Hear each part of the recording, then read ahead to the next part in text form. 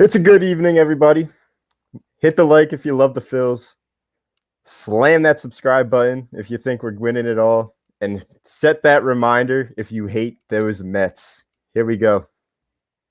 That's my baby. That's my baby. We're going at it at 110%. I just want 5 minutes of happiness, please. Just give me 5 minutes. And they scored. They did it. Left, beat left. What the hell was that? Oh, yeah. What the fuck are you talking about?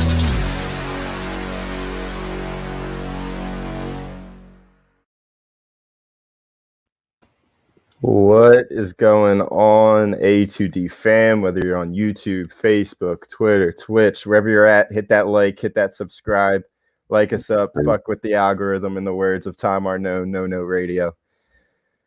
As usual, Phlite Zone is brought to you by Body Check Wellness, which is a line of products that promote wellness, balance, recovery. Evan needs some recovery. By using the full potential of hemp. They come in extracts, blends, gummies, and topicals. Use that promo code A2D for 20% off at bodycheckwellness.com. Evan, Mr. COVID. Nah. You caught it? I don't know. Maybe it's just this cold I have. I don't know. We'll see what happens. I'm praying for you, brother. Speaking of cold, let's just say oh my God. You thought I was gonna say something. You know who isn't cold? You know who isn't cold? It's the opposite Bryce of what Harper the Phillies isn't are cold. right now. Let's just go right into that. The opposite of what the Phillies are right now. The opposite of what the Phillies are right now. That'll lead us to our poll because we've been mentioning it over the past few weeks. We've been mentioning it on what this team is, who this team is. I said it, 2-3 weeks ago? If we had a legitimate back-end closer, you add 10 games to our win record, you subtract 10 games to our loss record. We effed with the math for how long, and then we finally figured it out. They would have been 20 games above 500. Guess what happens when you bring in a legit closer? You're winning intense games. You're winning bullpen games. Just the addition of Ian Kennedy alone is just amazing for this team. You throw in Kyle Gibson, who's having a career year, all-star in the American League. He's put out 2 solid performances for you. And his first start, that was the start of this 8-game win streak. In the famous words of Oklahoma Athletic fans and Moneyball, we may never lose again. And it leads us to this poll question, and it's going to be a huge week for the Phillies. I'm all in. And this is why we did this poll question tonight.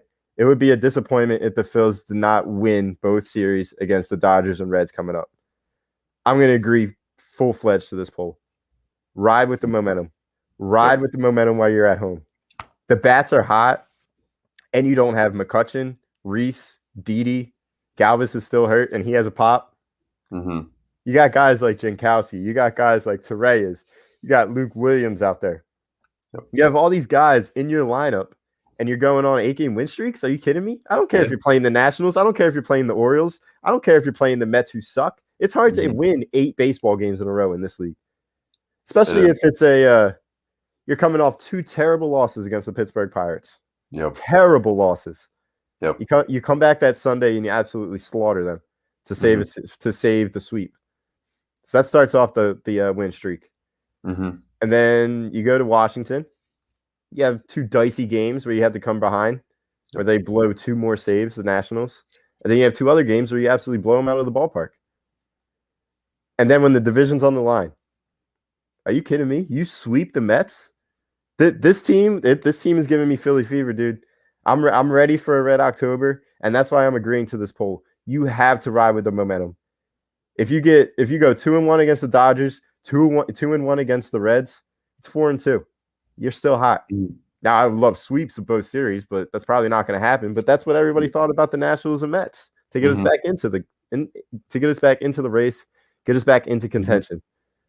We have a lot to talk about with the Phillies tonight. But what do you got to say about the poll tonight, Ev?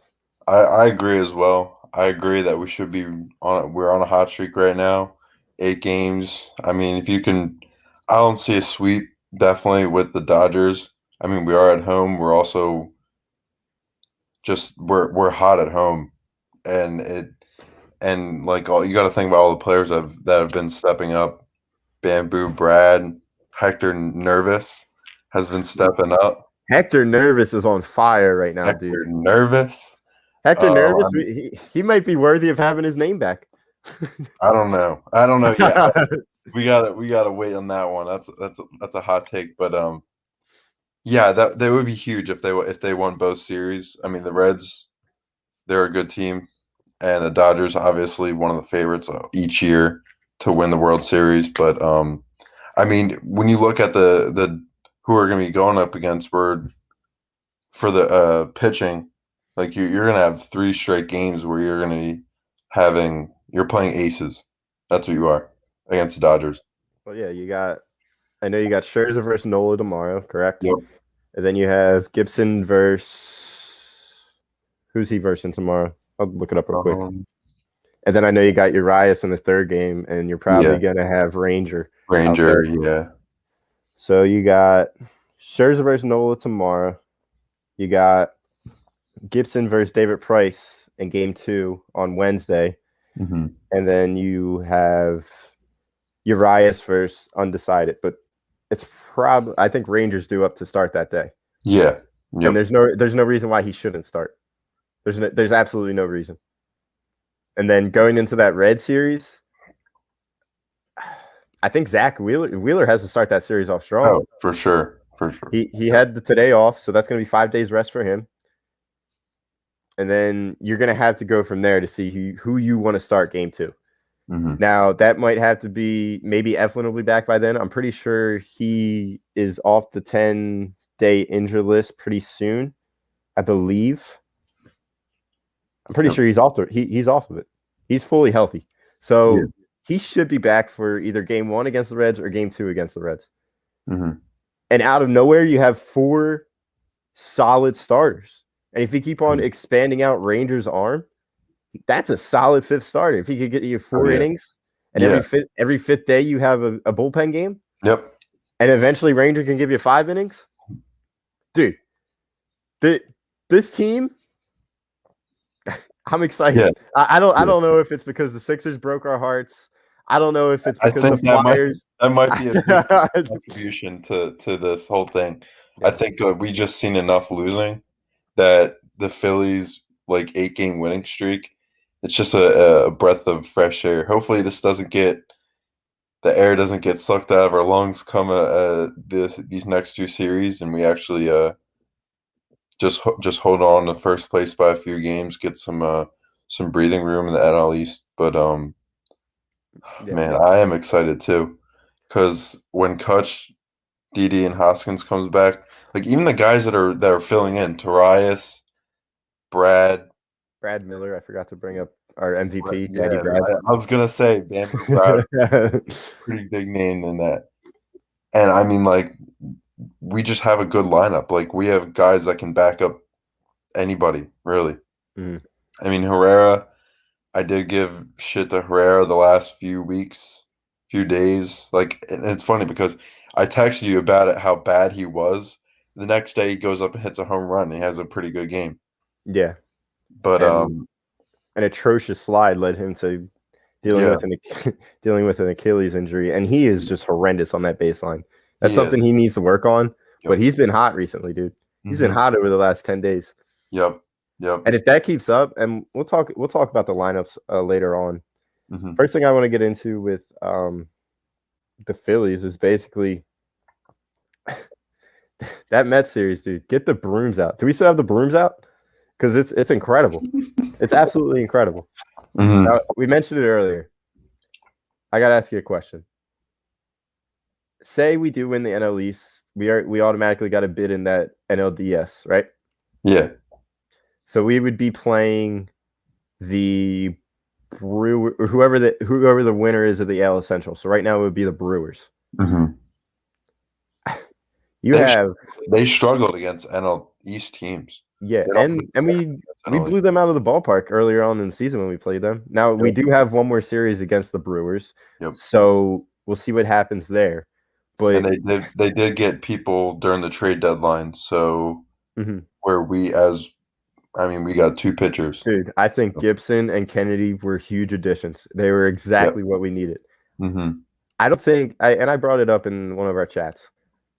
I have not felt this type of excitement since 2011. Now, 2012 was the year where everything fell apart. There was still some expectations. But since then, 2013, 2014, 15, 16, 17, you just sucked.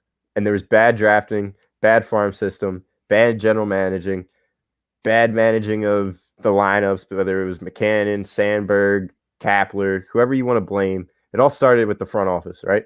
Yep. And then 18-19 happens. 2020, you collapse. You absolutely monumental collapses in August, September. Well, guess what? You're 8-0 to start off August. And what did we say? What did I say a couple weeks ago? July, it was going to be a little shaky. We're probably going to be a little bit over 500. And then I believe the words that came out of my mouth were, fuck it, we're going to go undefeated in August. We got to check the tape. We have to. We'll check the tape. Yeah. But I believe those words came out of my mouth. Yeah. I think so.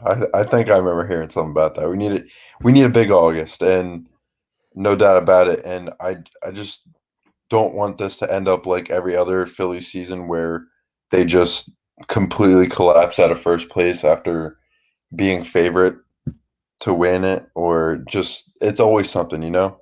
Yeah. And I just don't think we should obviously ride high on this 8-game winning streak, but not too high. Because at the end of the day, we are the Phillies. We are Philly sports. We like to disappoint. Yeah. That's literally what we're here for. So, look, we'll see. That stadium's going to be at around 40,000 fans strong Tuesday, Wednesday, Thursday in this Dodger series. You have your ace going up against Max Scherzer. This is going to be Aaron Nola's day. Yeah. If Aaron Nola does not do what Aaron Nola did 3, 4, 5 years ago, it'll be a really big disappointment. It'll be a huge disappointment. Nola has something to prove tomorrow night. It is going to be his time to shine. The lights are going to be on him. Let's see if he steps up. If he steps up and we continue the streak 9-0,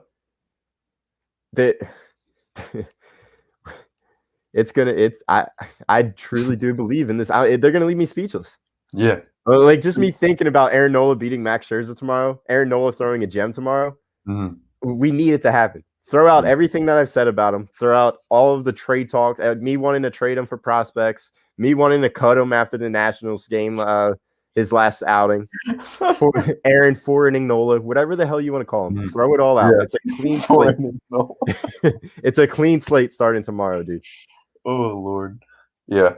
I think it really all starts tomorrow because the last game Nola pitched, he didn't get a win or a loss, right? No decision. It wasn't a win or a loss. He didn't. I mean, he has an issue where he doesn't last any more than 5 innings. Like coach doesn't know when to pull him.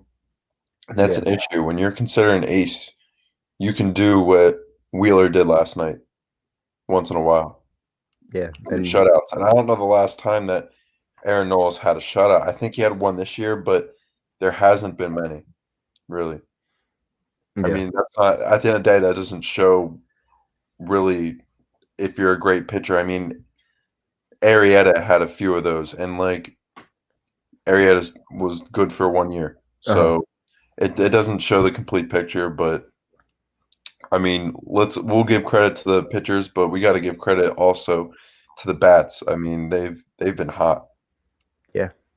Like everyone's contributing. You want to talk about an MVP candidate? Let's do it. Your boy Bryce. Dude, he's stepping up. He had a monstrous July. Yep. Monstrous July. He is. And last week and the week before that, I was giving him shit. But like everything happens. Every time I say something, that player just does good. Yeah. So I'll give props when props due. Yeah. I do think Bryce is playing at an MVP level right now. I don't know necessarily that he's going to win MVP because if he really wanted it, he would have had it in the beginning of the season. If he had that same thing in the beginning of the season and rolled with it and still been like that, obviously would have been. But see, I disagree with that because I feel like he's been very, very consistent throughout this entire season. It's just the players around him have not been as consistent as he has been. And the past month through July, you were a slightly above 500 baseball team, which both of us kind of predicted. Yeah. He was playing out of his mind. And once the pitching started to, shape up, it's just this game is all about the mental. You could have all the talent, all the fundamentals in the world. But if you're not in it mentally, this is a long season, dude. 162 games is a long time. April 1st to October 1st is a long time. You need to have that internal drive. Now, I'm not saying you need to have it all 162 games, and that's where the outside force comes into. And when you have guys starting to step up around you, whether it's Ian Kennedy, Kyle Gibson, JT starting to catch fire, McCutchen's catching fire, Hoskins is giving you on pace to give you 35 home runs, 100 RBIs. Segura is having a season like he had when he was 26 years old. Yep. Like the guys around him are starting to finally play up to his level. And when that happens, you look at all the MVP candidates around the league right now. Freddie Freeman, Fernando Tatis. Those lineups are insane. Fernando Tatis pitching, his teammate, his pitchers, they're insane. Yep. So that mental blockage is not there for Tatis. That could happen in Bryce when guys are playing below what they're capable of. Yep. And all I'm trying to say is he's been playing like this all year. It's just the guys around him are starting to finally get on base, starting to give him more opportunity, starting to give him that external drive. Yeah. And he's capitalizing. Yep. And another thing I want to bring up is just everyone else is doing good but Alec Baum. I feel like Alec Baum's had a tough stretch of games. He did have COVID like 2 weeks ago, I think it was. Yeah. Came back from that, never really found his way back in because of Ronald Tarias. The game I was at, he had like 2 errors and then another 2 the next day. So, and he really hasn't been hitting too much. Yeah. But I just want to ask you, what would be the perfect lineup for, say, I don't want to talk playoffs now, but just a big game? Like what is your ideal lineup if you have a full healthy roster? And the field. So like who? Yeah, I got you. So I'm probably gonna lead off with Segura, and then you do JT in the 2-hole. Segura's gonna be playing second. JT catcher. Bryce right field batting third. Mccutchen playing left field batting fourth. Probably Hoskins playing first base, batting fifth. Bone playing third base, going sixth. Didi batting seventh, and then Odubel batting eighth. You need to jump off to a hot start, and then once the 6th inning comes, you're up by 1, you're up by 2. You throw Freddie into the end at third base. That needs to happen every game until Alec Boehm proves that he's not a butcher and he's working at a meat shop. Freddie Galvis is either A, going to be starting, or B, taking you out of the game. Yep. But I think that's the perfect lineup right there. Yeah. I honestly had almost the identical lineup. The only thing I would have switched is I think if you have Galvis healthy, you have to play him. Yeah. I think there's no doubt about it. I don't want to completely kill all Alec Baum's, like, just all the confidence he has, but he could be a guy that comes in after you pinch hit for somebody. But Galvis, he is a starter. Definitely is a starter. I think I'd move Galvis second. I go Segura third, Didi shortstop, or Didi. No, so let me cut you off. I think Didi should move to third. Galvis should go to short. And then I think Segura is just too comfortable at second base right now. Like he's having a hell of a season defensively. And Galvis is just I feel like he's a better shortstop. He's the best shortstop we have on the team. So screw around, put him at shortstop. Yeah. Move Didi to third. Players can play any damn position they please. Not on this team. Unless you're Alec Baum, I don't know. Yeah, Benny, I think Galvis should, when he goes into the game, he should go to short, and Didi should be going to third. So you said Didi, and then maybe put Bohm at third. The only reason why I still have Didi in the lineup is just because of his pop. You see what he can do against right-handed pitchers. You see what he can do in a 0-0 game, and he's up to the plate early innings. He could hit a solo home run at any time. Yep. I don't think Bohm can do that yet. Bohm doesn't have the pop. He's supposed to be a contact hitter who's batting .250 and is the worst defender in Major League Baseball. That's why I still think you stick with Didi. You have a lot of contact hitters on this team that can make up for that. And this is a home run league now. Unless you're playing small ball, which Joe Girardi has proven that he's not a small ball manager. He's an analytical manager.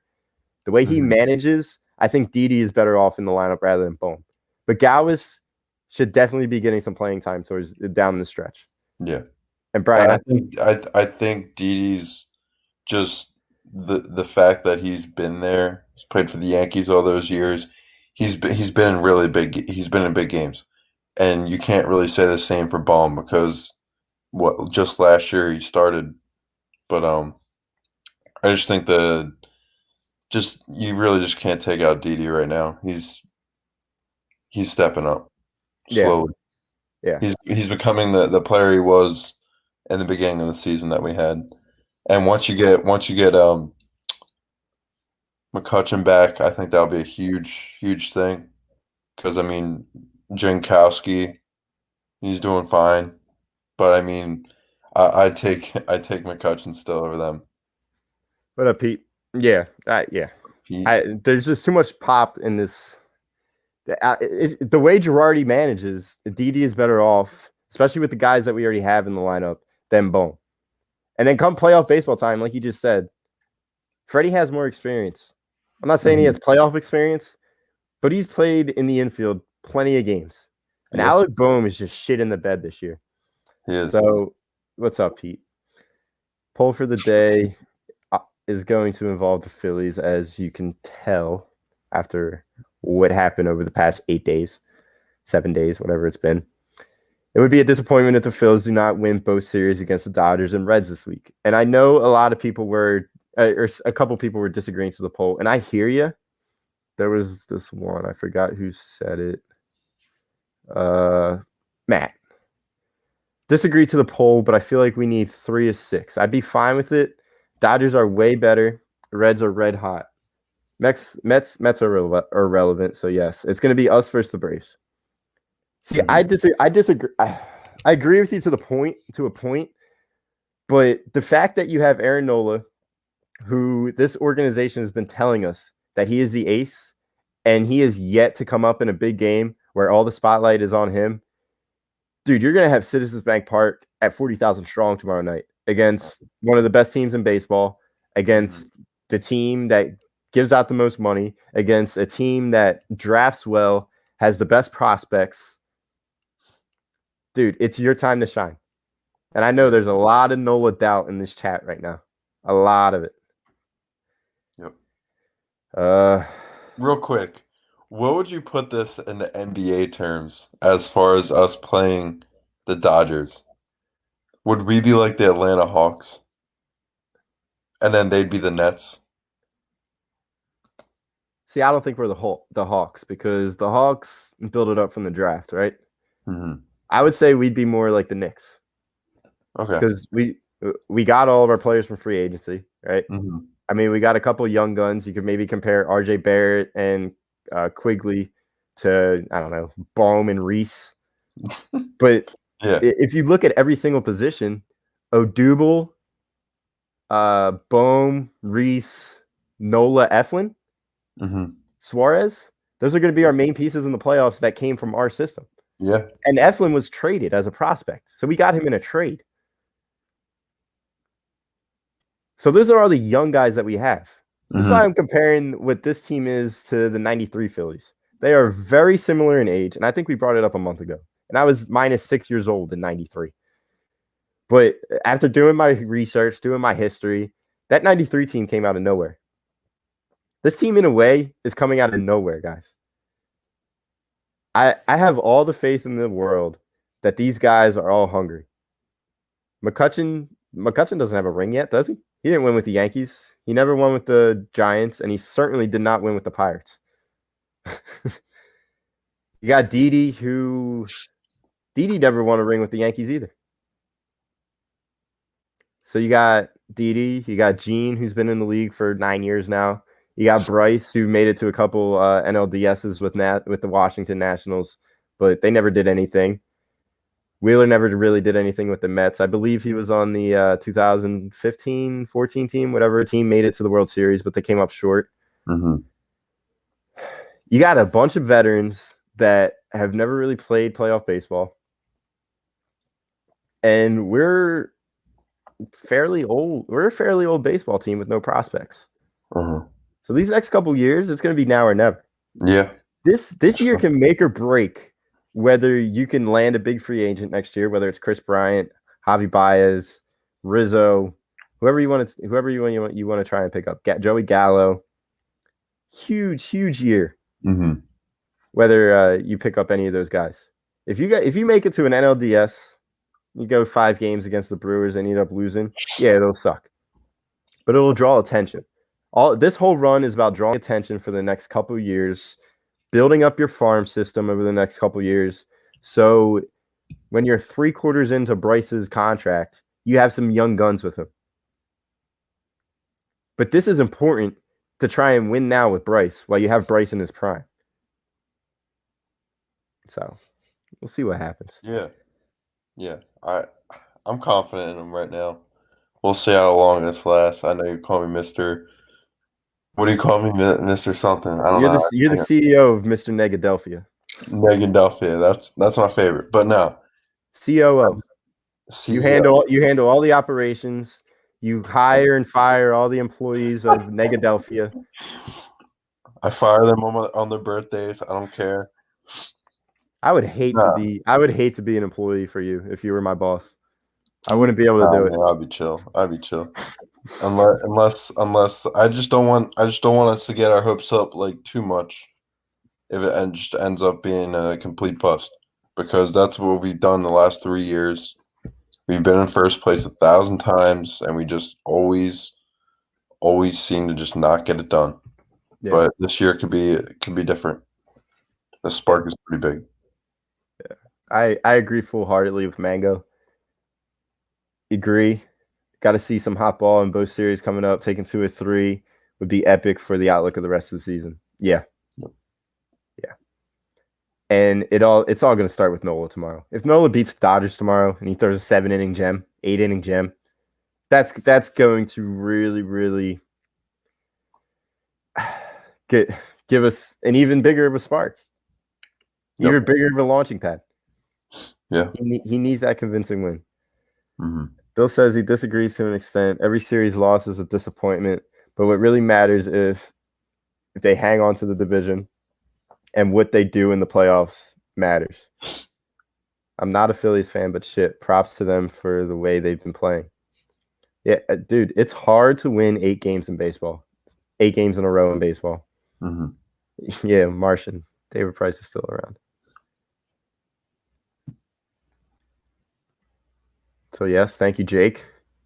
Pending any setbacks, Eflin should be back soon. So, Eflin will be back.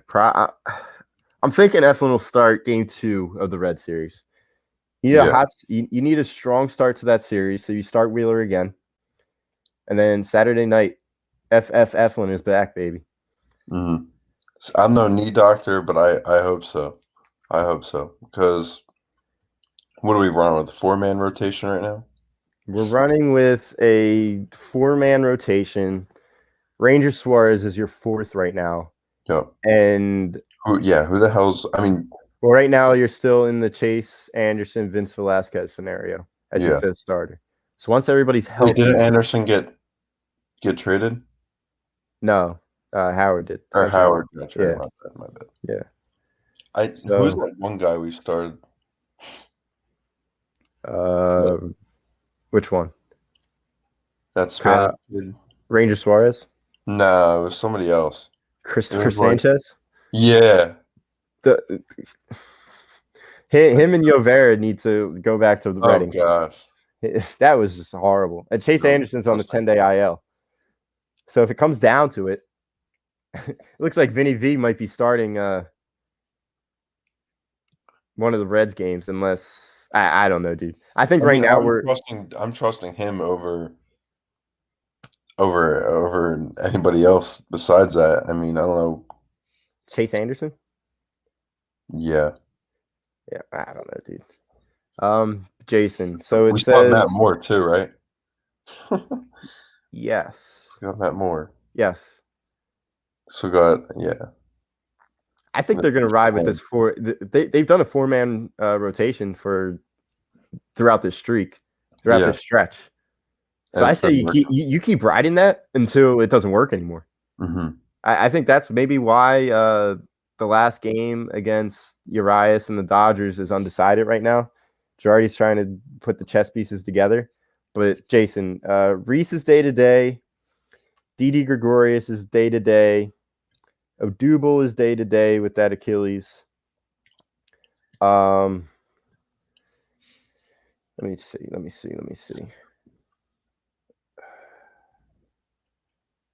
You got Mccutchen. That's who I'm missing, right? Mm-hmm. Andrew McCutchen is 10-day IL starting August 2nd. So he would be due back August 12th. August 12th would be what? Today's Monday. So Tuesday's the 10th. Wednesday's the 11th. Thursday's the 12th. So he gets off the IL on the last day of the Dodger series. That's McCutchen. Mm-hmm. Freddie Galvis should be back today because he was put on the IL on July 30th, 10-day IL. Zach Eflin should be back any day now. Coonrod should be back any day now. Never mind. Coonrod should be back soon too. Mm-hmm. So you got a bunch of guys that have made contributions this season that are due to be back any day now. Oh yeah. You know this is a Sir Anthony Dominguez fan club here at the Phlite Zone. He was placed on it. He was placed on a 60-day IL on August 3rd. Oh, there goes the chances of seeing him. So another season of Sir Anthony not being here. Man, that's like this. That reminds me of like the whole saga with the peanut allergy. Their old yeah, our boy. Yeah. All I know is if you're happy that Spencer Howard's off that team, hit the like button. If you're happy that the Mets suck, like really bad, like one of the worst organizations in all of sports, hit the like button. Poverty franchise. They're awful. I thought we were bad. The Mets are just as bad as us. Yeah. And they're going to be paying so much money for all these years, and they are just not going to do anything with it. Yep. And yeah, Jason, Bohm's not going to be on the field 6th, 7th, 8th, 9th inning come playoff time. It's going to be Freddie Galvis. Yeah. And I know he's a journeyman. He's been around a few teams. He's been around the Orioles. Who did we just get him from? Freddie Galvis, we got him from Baltimore. Baltimore. Okay, so yeah, he's been around a few teams. So it's exciting to see him back because it's been since 2016, I believe, that we traded him, or he just left. I'm not really sure. I kind of forget, but it's gonna be cool to have him back. Yeah, Mr. Wing, I said we should have sold. But instead you sold. I didn't really believe in them after. I mean, Jimmy, you couldn't really say that you still believe in them. Like that wasn't convincing after check you the lose. tapes. Everything that I predicted that was going to happen happened. Tell me you lost a little bit of confidence when we got swept. The 2-game series, we got swept by one of the worst teams in MLB. Oh, against the Pirates? Yeah. Dude, I had all the confidence in the world. We are 8-0 since JT had that meeting, players only meeting. Mm-hmm. And since then, JT has been hot. Yeah. But I'm going back all the way to when we predicted the outcome of July and August, when I said we were going to be slightly above 500, which we were. Mm-hmm. And then going into August, we may not lose a game. Dude, if we sweep these Dodgers, I'm all in on these Phillies. Like I said, Ian Kennedy striking out J.D. Davis in Game 2 on Saturday. Yep. That is the most excited I've been about a Phillies win since I was 11 years old. Yep. It was that great. That whole series was just immaculate vibes. Just everything about it was great. I mean, I went to the game on Friday when they were going up against Stroman, and just the one play, I think it was Pilar or somebody hit into a double play when there was bases loaded, and that was the loudest I've heard Citizens Bank since I was younger and watched with Chase Utley and all them. Yeah. You know, that was the loudest I've heard it. It was just exciting. I mean, wow. Yeah. Jay, we will talk Eagles towards the end of the show. This is going to be heavy Phillies, heavy Sixers talk today. But everybody stay tuned come week 1. September, what is it? September 13th? Let me check the calendar real quick. Wasn't Jay Koch, wasn't he a troll? I thought he trolled us.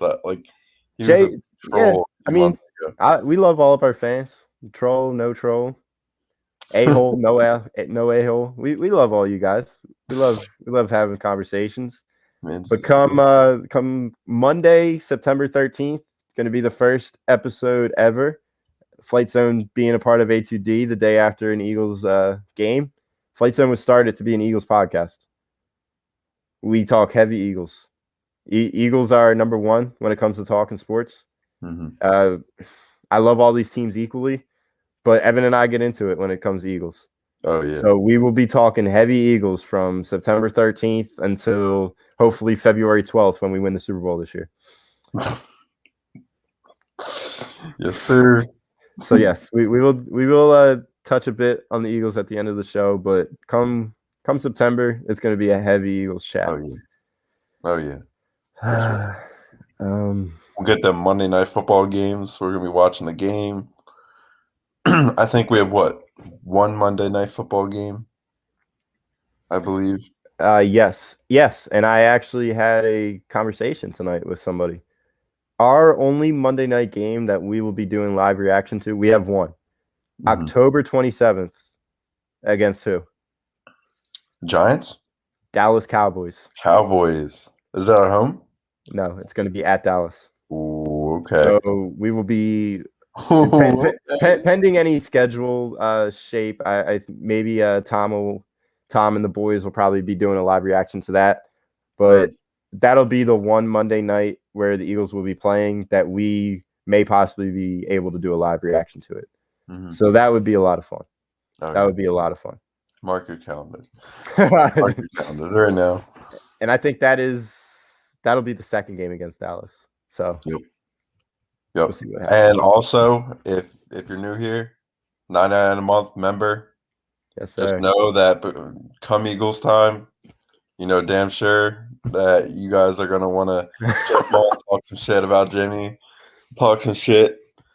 I mean, just shit about Carson Wentz. Receipts to where Jimmy thought that Jalen Hurts was going to be a bust or something like that. But I hope I'm wrong. We'll play back the tapes. You can just talk shit on me. Maybe if Wentz throws he becomes MVP, you can tell me I'm a dumbass or something. I don't know. Get the membership going with us. React to games, react to Phillies. Yep. Members only streams. Shout outs, weekly sports picks from Nate from Money Pot Podcast, $9.99 a month. You will be making all your money back. Ask Don and more. Ask John. Ask anybody that does it. They're making money by becoming a member. You get giveaways, jerseys. You got all of that stuff, guys. So I'm missing out on all of it because I'm not a member yet. I will become a member this week though. Yep. Of course, Philly Sports Passion. We talk about what the people want to talk about. So if you guys want to talk Flyers, we're talking Flyers. If you want to talk about Union, we'll talk Union. Evan will be the head of that show. Shit, man. I can't name one Union player right now. Hang on, maybe Bedoya. Yeah, it's a captain. Yep. Yeah. Blake, you know Blake, Possibly. the goalie, No. Jamaican goalie. Nah, Mm-mm. all right, that's all right. No, we're going to be talking Super Bowl in February when we win. Ring number 2. Oh God, that is another thing, Matt. Another thing. Let's jump back on the Phillies for a little bit longer. We will then discuss Sixers and my boy taking jump shots. It's looking smooth. Looking smooth. Boys, we're running it back. We're running it back. And I may not agree with it. It may be Dame or bust. I still don't know if I want to give up everything for Dame for 3 years, only for him to go to Golden State in 3 years. We'll talk about it later on in the show. But it's a real possibility, probably 99% chance that we're going to be going into the season with the same starting lineup, Philadelphia 76ers. We'll talk about that later on. Yep. The Mets can't hit a fastball. We got to talk about that.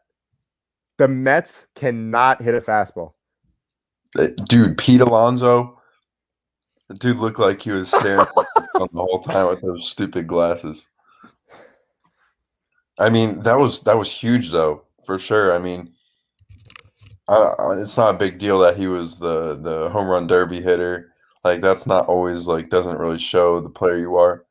But just the fact that he was hitless and he was only on base one time that whole series, that shows a lot. That shows a lot from I know the Mets were on a cold streak before they started playing the Phillies, but we just called them at the right time. Yeah. Benny brought up a good question because that's going to relate to what I got to build off of what you just said. JT called a hell of a game, a hell of a series. Oh JT yeah, called, for sure. because he knew exactly what those Mets hitters are, and they're a bunch of slop. Yeah, a bunch of fake hitters that suck. They're done. I'm gonna say it. Those hitters only relied on Lavera or whatever his name is. Lavera. Yep. The only reason why they hit home runs on him is because he was throwing sliders that weren't breaking. The only time the Mets really scored and hit home runs, if you look back at it, are mistakes. They were just not. They were weren't mistakes of pitches. Yeah, they were mistakes of the pitchers that weren't. They had pitchers that weren't breaking. They couldn't hit Wheelers 94. Wheelers, fucking Ians. They weren't hitting any of their 94 miles per hour fastballs. Like they couldn't. They just couldn't. Yeah. He gave up 2 hits the whole game. One in the ninth and one in the first. Yeah. It's crazy. Benny, I know we said forget everything about Nola. This is going to be his new slate tomorrow. But if Reese is healthy, Reese is playing first base tomorrow. Mm-hmm. And if that happens, JT is catching. I don't care what Nola is comfortable with. His ERA is over 4.5. So obviously Nat behind the plate, JT behind the plate, Evan Taylor behind the plate. I don't think it matters. You got bad knees, man. Yeah, go on. Go on. I don't think it matters. Yep. Like, no, when you're throwing an ERA of 2.7, keep your strikeout total up. You're pitching 7 consistent innings a game. You're giving us quality start after quality start. And Andrew Knapp is your catcher then yeah.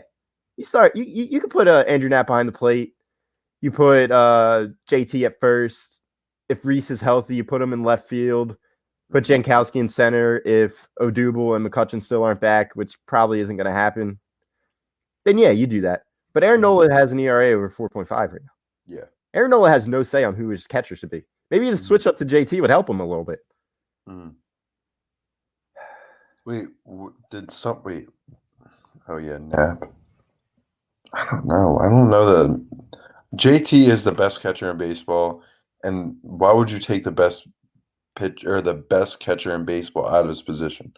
I think that's just I don't know why that'd ever be a consideration for the Phillies. I really hope it wouldn't. I mean, Realmuto's been playing a lot of games, and it's been a while since Knapp has been behind the plate. So maybe one of the games, but well, guess what? You need his bat. JT has been playing a lot of games in a row, but he's been raking every single game. Yeah. The dude never wants to take a day off. Mm-hmm.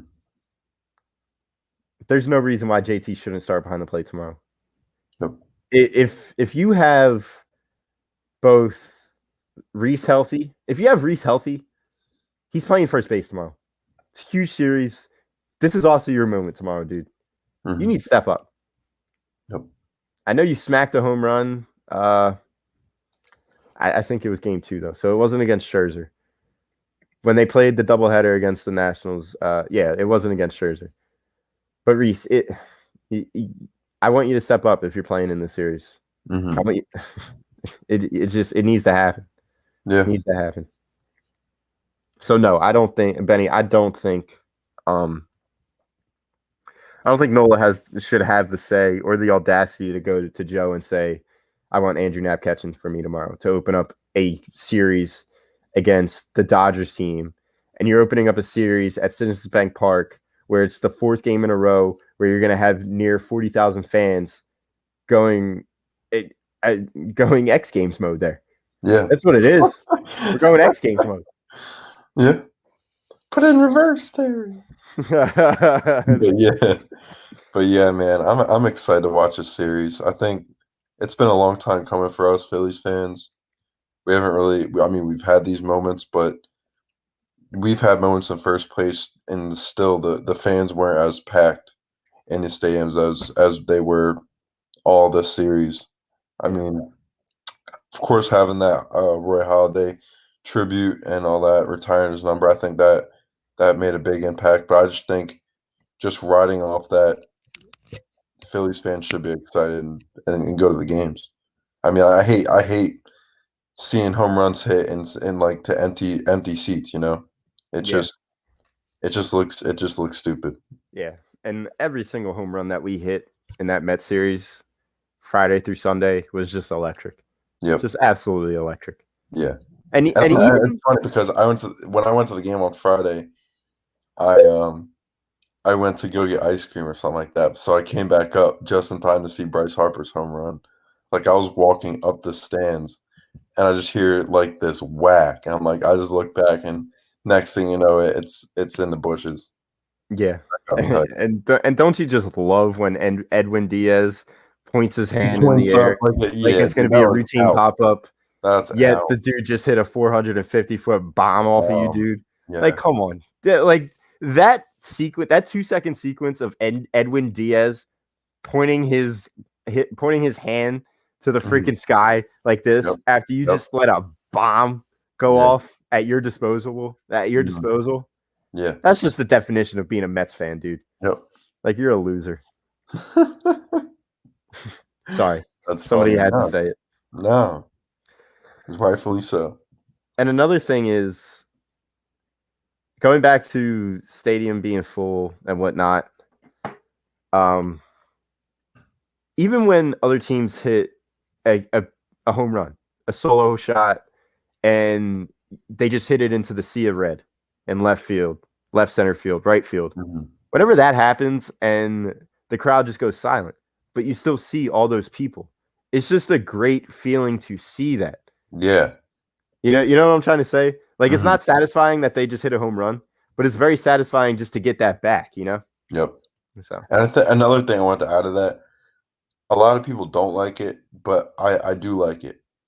When we can't fill up a stadium and we're playing someone like the Mets, the Yankees, the Braves, the Red Sox, and their fans come down, I kind of like it. I'm not going to lie. I kind of like having the competition within, like, just rooting and booing. Like, I like all that stuff.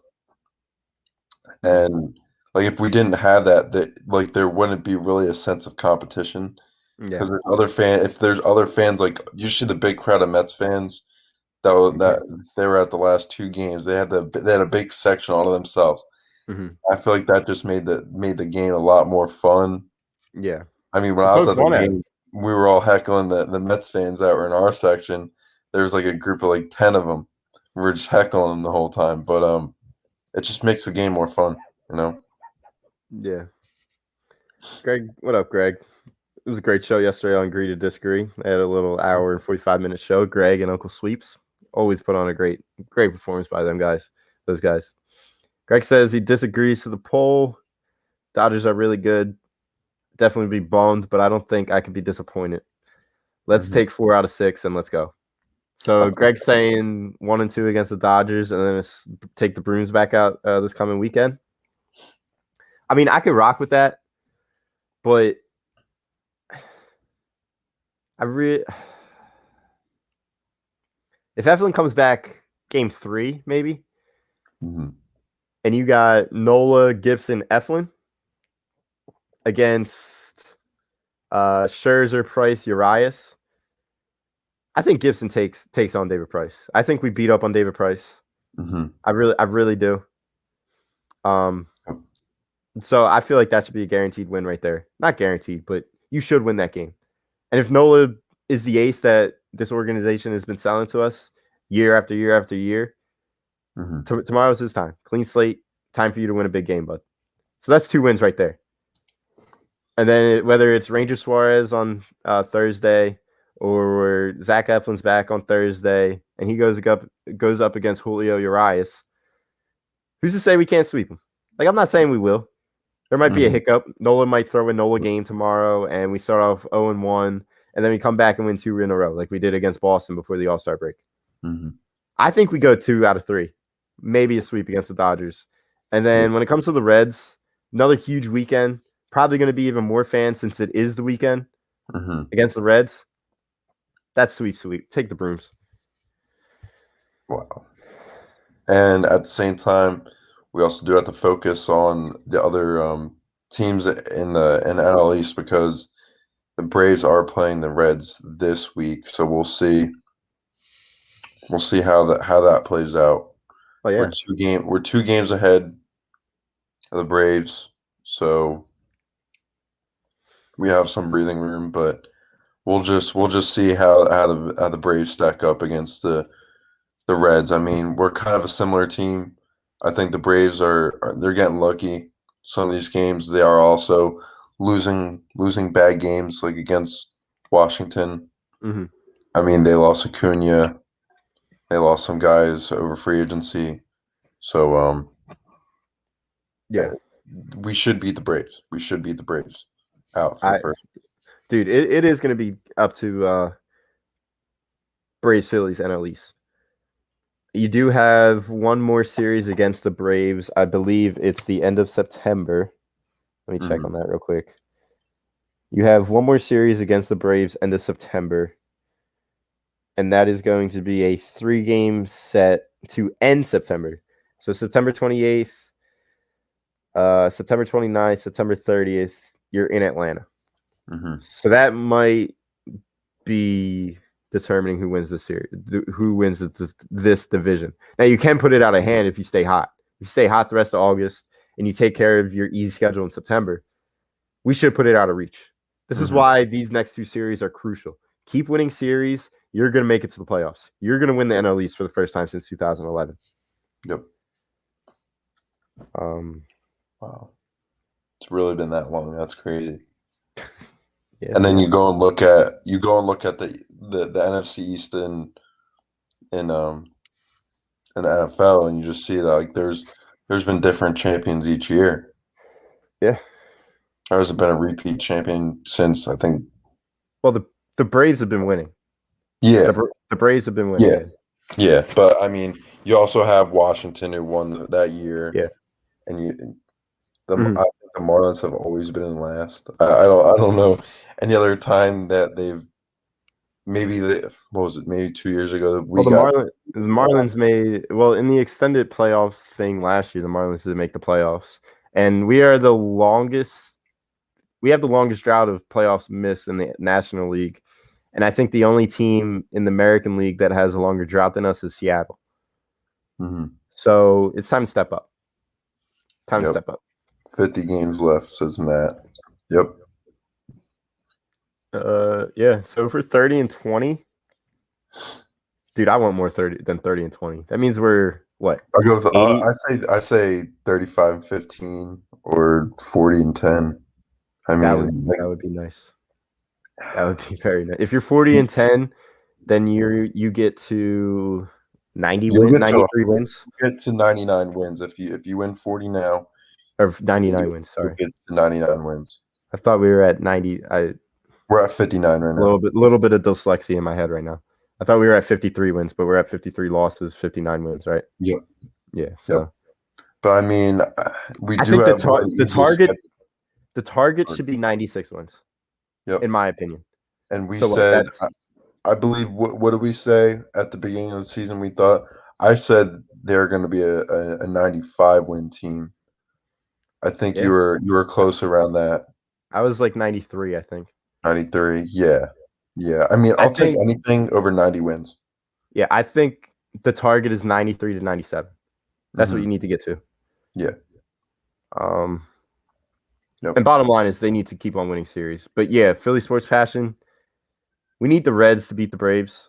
And then the Reds will be hot, especially if they do put a beating on the Braves the series before us. And then you come to us, if we're still red hot, and we put an end to your streak, that'll tell you a lot. That'll tell you a lot about what this team is. For sure.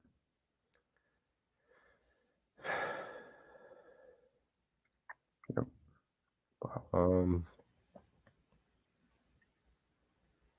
I don't think it's impossible, Matt. You have a very, very easy schedule in September. Very easy schedule. And if you collapse, that'll just make it that much worse. But I don't think that's going to happen. There's no bad vibes tonight. No bad vibes tonight in the chat. And another thing we need to add to this whole thing is just remember that we do not.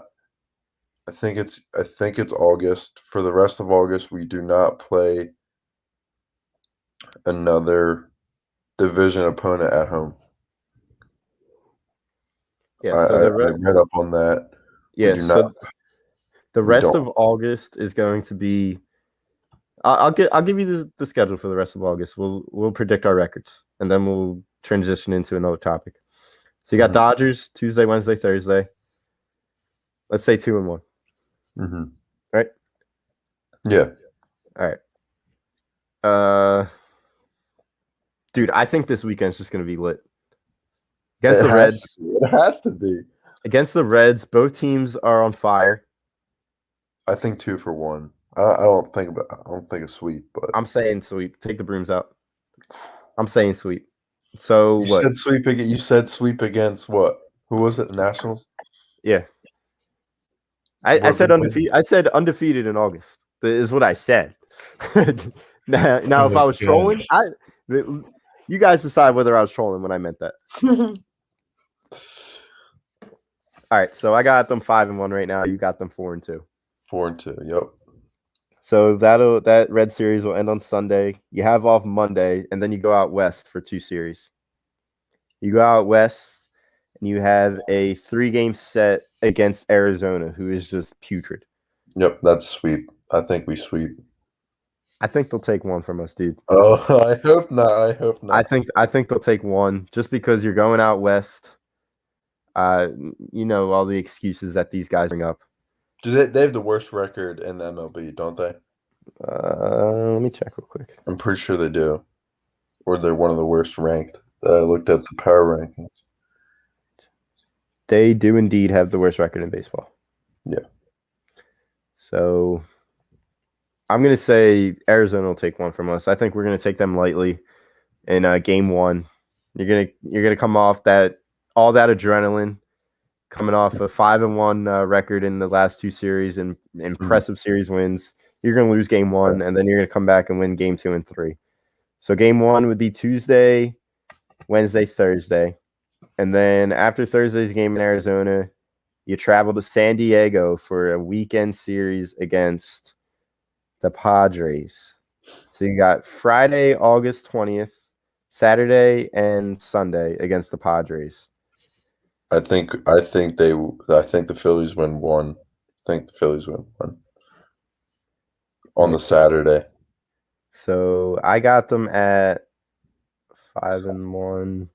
I got them at 7. We have the same record after.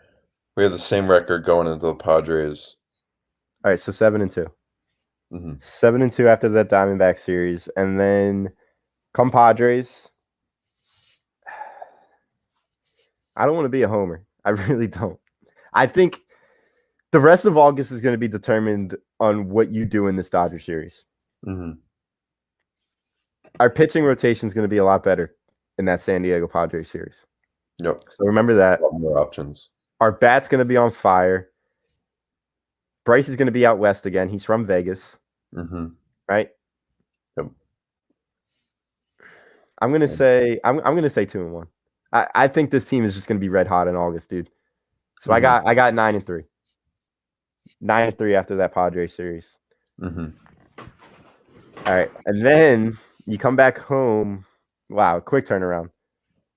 Oh, never mind. You get the day. You get the day off Monday after the Sunday series. Come back home. 2 games set against the Tampa Bay Rays. You're gonna split that. You're gonna split that. I think you lose the first one, and then you win the second one. All right. So I got 10-4. You got 9-5. 9-5. Yep. Okay. And then you got a 4-game set against the Arizona Diamondback. Take the brooms out on that one. Yeah. At home, 14-4. Mm-hmm. And then you got 2 games against the Nationals at Washington to end August. And then you have the last game of that series on September 1st. I'd say 2-1. I think we sweep. I want to sweep, man. I think we go on another one of those hot streaks. I think we'll be having a 5-game winning streak. I think. So we're both at around 17-5. 17-5 after September 1st. Yep. All right, then you get the day off and you travel down to Miami, who we've been taking care of this year. Yep. I think that's going to be a 2-1. Yeah. I think we're going to win 2. They're going to win 1. Yep.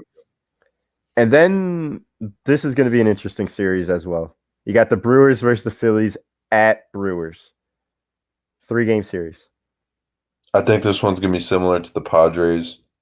We did sweep them in the beginning of the season, but they've gotten a little better, you know. Yeah. I mean, like, you're completely right. That's funny because he's completely right. You know, we need to have some hope. Can we just dream? Can we just dream? Benny, you're right. But the only difference between the Sixers and the Phillies is everybody comes up and gives their absolute best on the Phillies. Mm-hmm. We had a clown. We had a circus. We had a freak show on the Sixers. We were playing 4-on-5 basketball for 7 games. Mm-hmm. Everybody's going to show up. I feel like the sport's a lot different. And Benny, I can't say that I don't disagree on that because, yeah, we were very confident in that Hawks series. Even when we were down 3-1, we were confident. What were we? 3-2?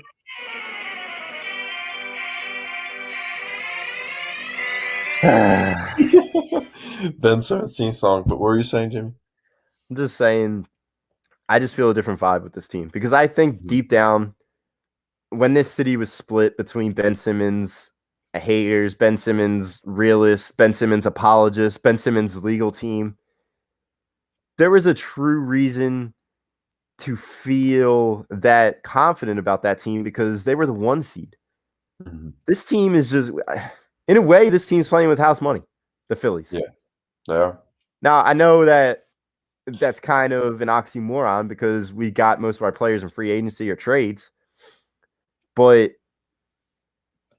Nitro Freak, I totally disagree with what you just said. We'll get to that in a second. That is just awful. That's an awful take. That's an awful take. You just made me lose my train of thought. The only reason I despise Philly fans is for the fact that the fans only care when they win. That's just like saying the same thing about the Eagles. Like, baseball is a sport that can sometimes take 5 hours long.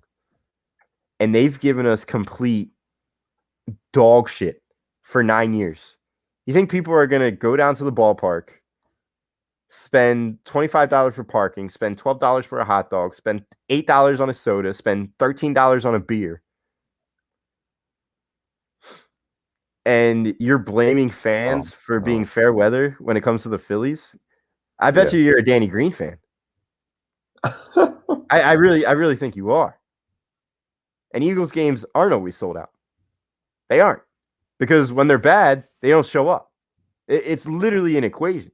We're still going to watch. Yep. Right? Just because it's not sold out. And you really look at it like this. A lot of people would rather watch football than baseball. I know I'm one of those people. I used to think baseball. I played baseball, and I thought baseball was one of the most fun sports to watch. Only when you're watching it, like the only reason why these Eagles games were all filled up is because after that Super Bowl year, you're always going to have the stadium filled like that. The Phillies, you haven't made the playoffs in 11 years, and it's the same game almost every week, and they're not good. Like nobody. If you really look at bad teams in the NFL, like the Bengals, they can't ever sell out a crowd. I know that's a whole different thing, but you really can't compare that with the Eagles and the Phillies. And You really baseball is can't. such a different sport. Like you said, Yep. football is America's sport. Yep. Baseball is dying. It might be America's pastime. It's pastime. That's why they call it the pastime. It's the same in every baseball. It's the same in every town in baseball. Yep. If you're good, your stadium's going to get sold out. If you're bad, your seats are going to be half filled. And we've been bad. Horrible. And we still have the top 10. Like, if you really look at the MLB's has been tanking in terms of viewership on TV, of ticket sales, because MLB is so like it's been tanking.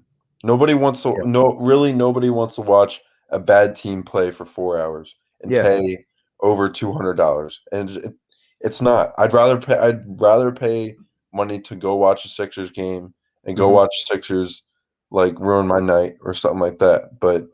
And those same Phillies fans are the same fans that were basically not selling out, but still going to Sixers games where they told us to our faces that we were purposely losing for how many years. And we would still get up in those attendance records at the Wells Fargo Center. The same fans. Yep. So that's just an awful take, dude. I love you, Nitro Freak. You contribute to a lot of shows on A2D, but that's just an awful take, dude.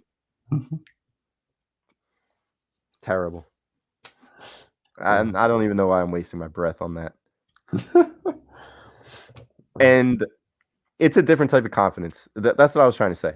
Because we were the 1 seed with the Sixers. So we had those expectations. It was only right for us to be that confident in that basketball team because we had the MVP of the league. We had 2 all-defensive NBA players. We had shooters. We had a few very solid role players, and we had Tobias Harris, who's supposed to score the basketball. And they just let us down. What were we really expecting from this Phillies team? Now, I know a lot of us were saying we'll get to 90 wins, but it was kind of like that for 4 years now, since Gabe Kapler era. Mm-hmm. But at the end of the day, we weren't good enough. And deep down, we all knew that. But this is the first time that they're actually showing us something to start in August since the last Red October. Because every single Red October from 2006, 2007, I know they didn't win it in 2006, but they were close. 2007 when they won the NL East, 2008 NL East winners, all the way to 2011. August was the time where they caught fire. And this is the first time that they've caught fire in August since 2011. That's why I just disagree with this statement a little bit, Benny. And I love you, but I disagree with that. Yep.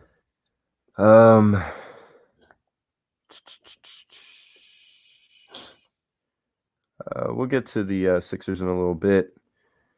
J Love, we haven't seen you a little bit. Welcome back again, J Love. It's crazy because over the years, the Eagles, Sixers, and Flyers are at least competitive and make the playoffs. Phillies go 15 to 20 years without being even average and making the post. It's exactly right. 93, you make the World Series, and you aren't relevant again until 2006. That's 13 years. 2011, last time you're relevant, it's been 10 years. Like, they go decades upon decades of being irrelevant. And Nitro Freak's over here saying that we only show up when they're relevant. It's a 4-hour game of watching somebody throw a ball into a mitt. Now, when the team's good, I love the sport of baseball. I love the sport of baseball my whole life. I played until 8th grade. And then America was introducing us into other sports, and baseball was starting to die. Yep. Because everybody wanted that instant action, whereas football gives you each play. Basketball. In my case, I was a weirdo and started playing rugby. Yeah. Yep. For sure. But yeah. Here we go. He was the MVP. He was the most valuable player in the basketball league this year. He was. Phillies are the Browns of the MLB. 80% of their history has ended in losing seasons. They're the worst franchise in Philly. Yes. The history out of all the teams, the Philadelphia Phillies are losers. They are.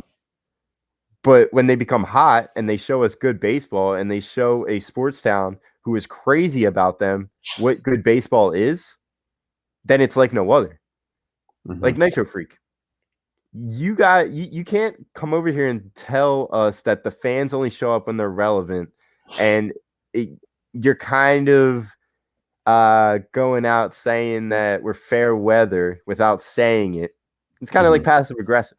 But then you see how we react when Ian Kennedy throws a 93-mile-per-hour fastball to end a Game 2 series in August against a division opponent in the New York Mets. Can't do it. No.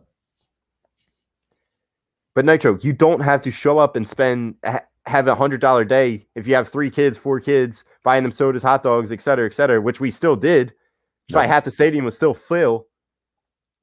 People are watching it on TV. Now, I haven't watched every single Phillies game since 2011, but I've definitely watched the majority of them. Evan has watched the majority of them. Most of the people in this town have watched the majority of them. Now, they might not be intently watching them, but they are watching them. Yeah. I don't really think that we're not. I don't think we're fair weather fans. I mean, even if we are, it's just rightfully so, because why would you want to watch a team that just completely sucks? There's fans out there that are willing to watch no matter what, but I mean, we have stuff to do. If you really look at it, like this isn't a red collar area. This is a blue collar. Everyone's working. Like if you're not going to waste your time on a team that's like that. I mean, yeah, the fans are still going to be there no matter what at some points, but we're not going to go to the games. We'll watch it on TV sometimes. We'll watch the highlights. We'll still be fans. We'll still rep the merch. We'll do all that, but I just don't think that's really a comparison. I mean, because that's like that with any other team. The Sixers didn't have the attendance they do now. Is it because they're fair weathered fans?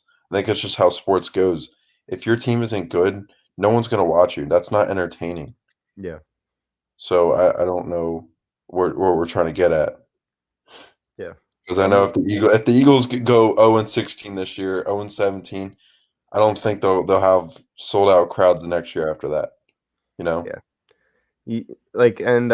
J-Love brought it up. Chicago, Boston, New York, Philadelphia. Those are probably the top 4 sports cities when it comes to loyal fans, best fans. And I know New York has all the titles because of the Yankees. Yep. Giants won a couple. But Boston has been a town where they're constantly winning. Yep. Chicago, on the other hand, Chicago and Philly are kind of similar because the Cubs won. Bears haven't won since '85. I don't know anything about the White Sox, but Blackhawks were hot for a while.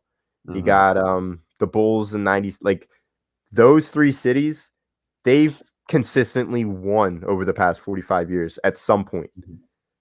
Philadelphia, we've inched there in the 80s. Inched there in maybe 2008, 2010 when every team was relevant. But we have 5 titles in 40 years. You got Flyers 74, 75. You got Sixers 83. You got Phillies 08. Eagles 17. Yeah. Like we could count how many titles we have on one hand. And we're still a fan base that consistently has the highest attendance. Yeah. So everything that you're saying, Nitro. That's why we do this show at the end of the day, too. Exactly. Because, like, what the hell else? Like, how many local How If many we local loved it that much- podcasts? How many local podcasts are on Philly? What are the ratings for the Dial in Philly? It's like no other. It's like no other compared to any other sports town. We have the most private podcasts. We have the best ratings on our Dial. Mm-hmm. We have consistently the highest attendance in each sport. Yep. So everything you're saying is wrong, Nitro.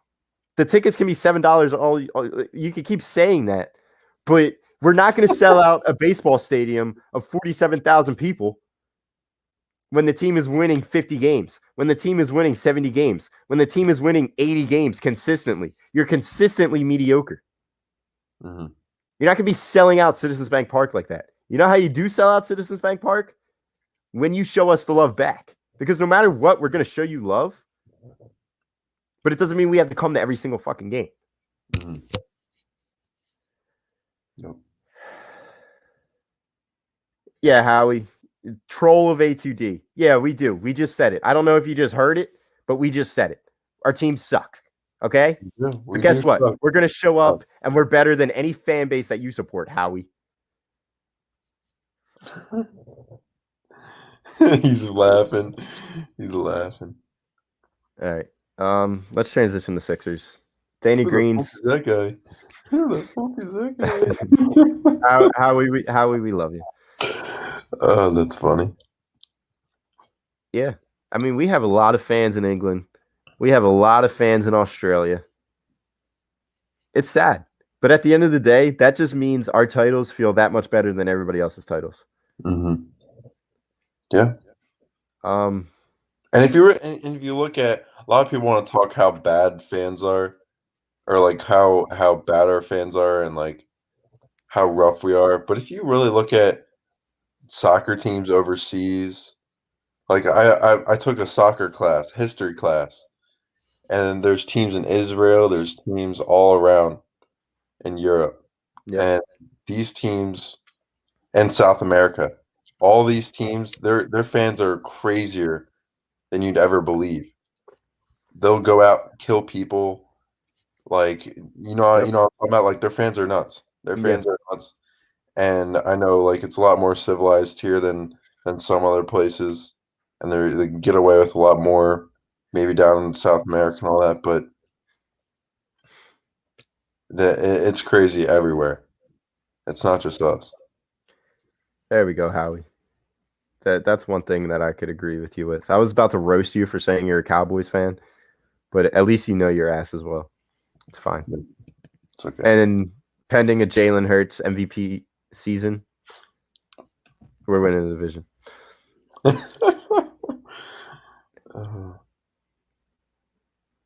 Yeah, Chicago, 12 titles in 40 years. Boston, a few years ago, each team won in the same year. Yeah. New York, you got the 27 rings, as they always remind us of, the Yankees. And then you got the Giants, 2 Super Bowls. So those are the 4 main sports cities with the most passionate fans. My question for you guys is, which 2 Philly teams win next? I see us winning a title within the next 3 years. I know y'all think that's ridiculous, but we tend to win out of the blue when no one expects it. You want to go first? You could go first. I gotta get my thoughts together. All right. 2 Philly teams win next. I do think the Sixers, they have to. They have to. They have to. Joe's going to be 31. Scratch that. I think the Union win 2 years in a row. That's all. No, I'm playing. I'm just Starting playing. when? Oh. I'm just playing. But I think the Sixers, that would be the most thought about. I think a lot of people agree with that. Everyone's Villanova, Union, yeah. But I think out of the 4 major, they're in Delco, they don't count. Yeah, the 4 major, I say the Sixers, pending a trade of Ben Simmons, and dude, they're keeping him. And they're Flyers. Running it back. They're running it back, dude. I don't even want to talk about this guy. Ben Simmons will be on this team come the first round of the playoffs next year. Book it. I'm not saying I agree with it. Mm-hmm. I hate the face right now. I do. But we're not trading him for slop. Daryl Morey's not going to get robbed. Yep. Like I honestly, I don't really see any of the teams winning right now. I think I give better chance of Temple football winning winning it all, or Drexel or LaSalle winning the March Madness tournament than I give any other teams right now. But but yeah, I do think it's the Flyers and the Sixers. Okay. Now, I'm going to base this solely off of what I said in the beginning of this episode. It's really now or never when it comes to the Bryce Harper era of Philadelphia Phillies baseball. Mm-hmm. You went out, you picked up a AL Cy Young candidate at the trade deadline in Kyle Gibson. He's an all-star. Mm-hmm.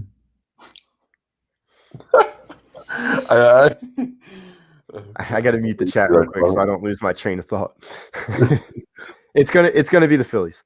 I think the Phillies are going to do something magical. They're going to do something magical this year. And if they don't do it this year, they're going to build momentum for next year. They're going to sign a pitcher. They're going to sign a Chris Bryant. They might sign a Javi Baez. Stupid money. They're going to go stupid money. They're going to go into luxury tax, especially if you make it to the NLCS this year. I think the Phillies win a ring within the next 2 years, and this year counts as one of them. So I'm going to say the Phillies, and I'm going to say the Flyers. The Flyers are building a pretty damn good contender right now. Mm-hmm. And if Carter Hart just got a 3-year deal, you kind of got it for a bargain. If he does what he did his rookie year, it shows you that he is the real deal. Mm-hmm. I think that team has what it takes. I think it was a great thing signing him to that deal right now, considering his stock is the lowest probably it will be, just because of how shaky of a year he had last year. Which wasn't really his fault at all. More just the defense that was just complete dog shit. Yeah. But it's all revamped now, and there's really no excuse for Carter right now. Yeah. Harper in beast mode, but you could pitch around him come playoffs. That's an interesting question because I know you asked me to give you my lineup for this team. I'm going to switch that. I think Harper should bat second, Realmuto should bat third. Because if you're pitching around Harper come playoff time and you bring up Realmuto right after him, that's going to be pick your poison. Because if Realmuto stays hot, I don't know. Yeah. So that's a good point, Jimmy J. That's why you got to put Harper in the 2-hole now. And you usually put your best hitter in the 2-hole, right? Mm-hmm. That's how baseball's working now. It's not 3-hole anymore. It's 2-hole. I mean, you always got your power hitter in 4, usually. With power, yeah. Yeah. But McCutchen's staying in the 4-hole. Yeah. I mean, I wouldn't be opposed. I do not want to see – I'm not sure who was it Gene Segura they've been starting off with, right? Yeah. Now, if you put Herrera or something like that, some of you starting off that should have been starting off first. I think it was Herrera, but I think it should be Segura, Harper, Realmuto, Kutch, Hoskins, Didi, and what was that? One more. You got Bohm. You got third base, and then I go center, Bohm last. Well, then center field. So Odubel, yeah. It's going to be interesting, and there's a lot of Philly stuff in here. There's a weird feeling in the air when it comes to the Phillies. Right, saying I don't think you put him in the cleanup. I really don't. He needs to be guaranteed to get it in an at bat in the first inning.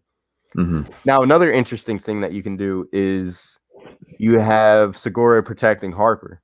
So you do Segura after Harper. Third? Maybe. So who would you go Realmuto 1?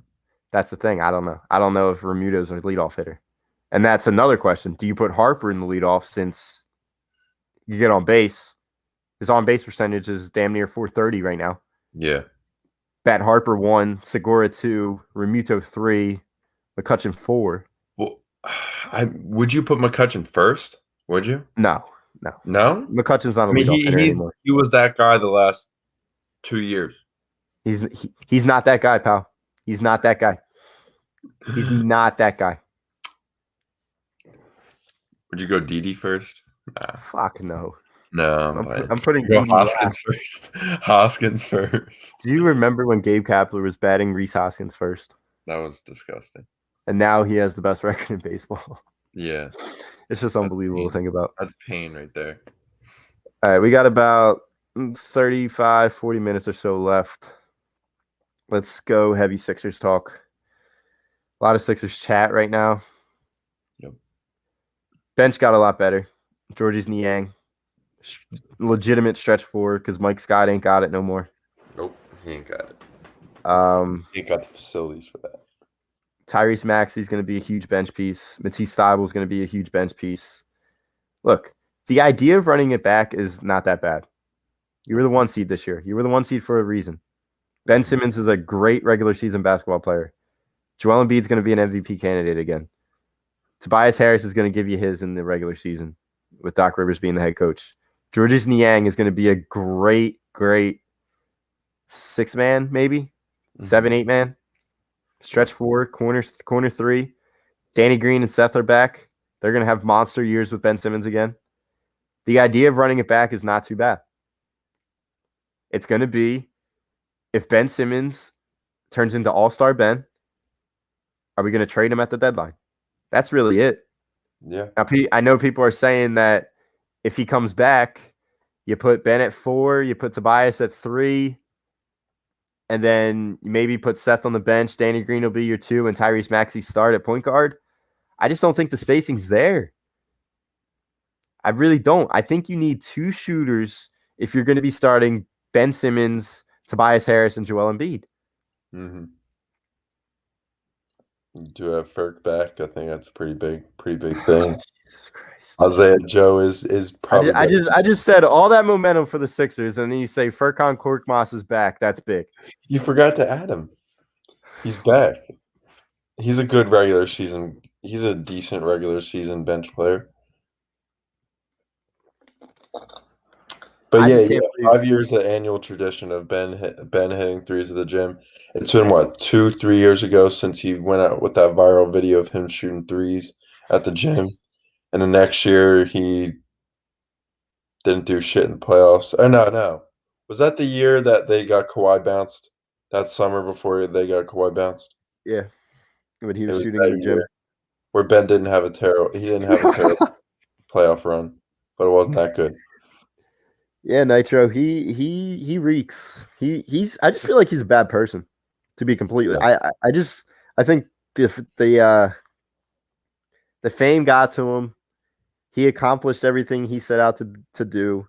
He wanted to make it to the NBA. He wanted to get the $100 million contract. He wanted to get Rookie of the Year. He wanted to get Defensive Player of the Year, even though he didn't get it, which I'm happy he didn't get it anymore. Yep. I don't know. He's a spoiled brat. He's a spoiled brat, and like everybody who hasn't watched it, I think there was some on HBO or something like that about Ben Simmons. Some of you probably wouldn't waste your damn time on it, and I really wouldn't. But like this guy was coddled. This guy was definitely coddled. He probably got his bed made by his mom when he was at basketball practice as a young kid. Like he just got everything handed to him. He really did. If you go and watch, he was at LSU, and he didn't do his homework. He wouldn't show up for practice. Like he did show up for practice, but they had to kick him out because he wasn't showing up for class. But he's so entitled, and it's annoying. It's annoying, and it's not something we need in Philly. He's just too much. He fits perfectly in the LA vibe. Yeah. Big pussy, dude. The only thing and I totally hear everybody saying he won't be back. He's going to force his way out of town. The only thing I disagree with is he has no leverage, and his trade value isn't as high as we think it is. It's not. And I don't know what the hell Daryl Morey is thinking. He was saying, "Oh, we want a young player for first round." But what the fuck is that? Daryl, I know you're trying to get the best for the team, but you can't be stupid with it. And with Ben Simmons not saying He doesn't want to go to the Raptors. He doesn't want to go to Portland. Someone needs to take this guy's social media away because by him saying that, these teams are not going to invest in him. I know that sounds stupid, but if like he already, it doesn't look like he wants to play for the Sixers anymore. Bearing if that Well, news yeah, is obviously. true. He's not talking to us. Yeah, bearing if that news is true, he doesn't want to be a Sixer. I feel like he's never wanted to be a Sixer. I feel like he's always wanted to be a Laker or playing Well, yeah, California. it was Ben Simmons to Philly and then Brandon Ingram to LA. Yeah. He wanted, but he also wanted to be the first pick. So yeah, he has a big ego. Like his ego is just insane. Yeah. And And the fact that he couldn't text back the player that saved his ass all year and Joel Embiid, that's not good. Yeah. And Jay, I am starting to believe this more and more. And I apologize because Jay, I think you and I got into it. And I think that's the reason why we haven't seen you in a little bit. And we appreciate you for being back. But I think it was you and I that were getting into it one night in February about Ben Simmons. And we had an argument. And I apologize truly because I was wrong. I was wrong about the kid. He's a spoiled little brat. And he wants to play in LA. If he was playing in LA right now, or if he was drafted by LA, he would be taking those 3-point jumpers in LA. I full-heartedly believe that right now. I agree. Yep. It's just hard to believe, dude, that somebody can be that selfish. Mm-hmm. And we haven't seen anything like this in Philly for a while. If you really think about it, we haven't seen it in a while. As much as Ben Simmons he's a first round pick, he was supposed to be generational player and like a once in a lifetime player compared to LeBron. Like there's really no other player of his hype that's been like this, you know? So it's kind of new to us. Yeah. Especially if you're trying to pull that shit in Philly. Like this guy's going to get the shit beat out of him if he goes into a bar in Philly. I think he might get the shit beat out of him. Yeah. I don't know. Yeah, he would. If he was just in plain clothes, no security guards, he would have issues. He would have issues. Yeah. And I don't even think it's the Kardashian curse, dude. I think he is a Kardashian. He has Kardashian blood inside of him. Dude, he is. That's funny, Martian. I just don't get why he can't be more like Devin Booker. Like Devin Booker he doesn't have the Kardashian curse. He doesn't. And he's they have similar attitudes, but Devin Booker is just a lot more confident in himself and doesn't really care. Like Ben doesn't care about what other people think, but he doesn't do anything to prove his worth. Yeah. Whereas Devin Booker, he doesn't really care about what other people think, but he'll do better, and people won't hate on him like they'll hate on Ben. Yeah. He actually gets better each year and not worse, like I told you. Yeah. Yeah, he's all LA. John, I think we're so passionate of a fan base, and we will ride with you if you're giving your all, and we will boo you if you suck. Yeah. And if it gets to the point where he's going to force his way out of Philly, I think Daryl Morey's not going to trade him. Yeah. Just won't play him. It's gonna be a very similar situation to the AD situation. It'll be AD situation. Well, the AD fiasco, all that bullshit that happened with him, the Pelicans, the Kawhi situation, like. But the difference with that is Kawhi got traded to Toronto and won a ring on his last year of his contract, and then he went to where he wanted to go. So at the end of the day, Kawhi wanted to play basketball. Kawhi wanted to win a championship. He just knew his time was done in San Antonio. The same thing with Anthony Davis. As much as I don't like Anthony Davis as a basketball player, he could play basketball. He's a good basketball player, and he wants to win. Mm-hmm. That's why he forced his way out of New Orleans, went to LA and won a championship. He's a basketball player. Mm-hmm. Those guys had trade value. Those guys were top 10 players in the NBA. Mm-hmm. What are you, Ben Simmons? You have no trade value. You got two people saying that they want to do a Tyrese Halliburton trade package for you, dude. That should say something about you. Yeah. It really should. Yep. So if it gets to the point where they can't play him because he doesn't want to play, they'll just fine his ass. They'll keep fining him and keep fining him. Mm-hmm. And so maybe he gets on the court and starts playing for All-Star Ben, so he makes the All-Star team. Mm-hmm. And then you can trade him at the trade deadline. I just don't think you're going to get what you think you should get. And the fact that a lot of people are willing to trade Tyrese Maxey, Matisse Thybulle, Ben Simmons, and first-round picks that won't matter for Damian Lillard. Damian Lillard is going to be a 3-year rental. Mm-hmm. Because I think Damian Lillard wants to go back to Oakland, where he's from, and play at Golden State. Yep.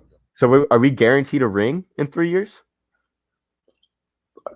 I think that's if he was to leave right after, I don't know. I think Embiid would be out with him.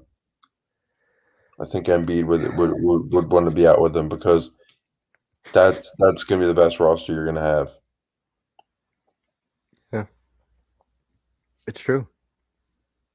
Wow, Marshawn Lynch. He doesn't have heart and doesn't love basketball. He doesn't have work ethic because he's spoiled and not used to being held accountable and had things given to him his whole life. He plays for the check. Yeah. He's been gifted athletically. Yep. And he doesn't work at it. Nope. Which just sucks. It absolutely untapped sucks. Potential. Untapped. Martian with the dagger. Andrew Bynum did more for us than Ben Simmons ever did.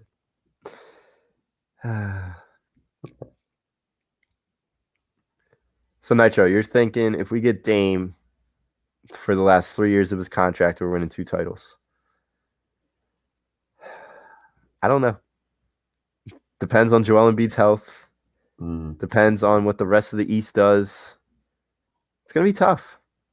It is. It's going to be tough. It is. I think Ben Simmons is going to be on this roster opening day, and I think it's a 95% chance. I don't think you just rebuild your bench, re-sign all your starters, not do anything with Tobias Harris just to trade Ben. Mm-hmm. That's all I got. That's what I think about it. I think there's a 95% chance that he is back. If he plays, that's another story. I really think that all these videos, complete bullshit. I think we've seen this before.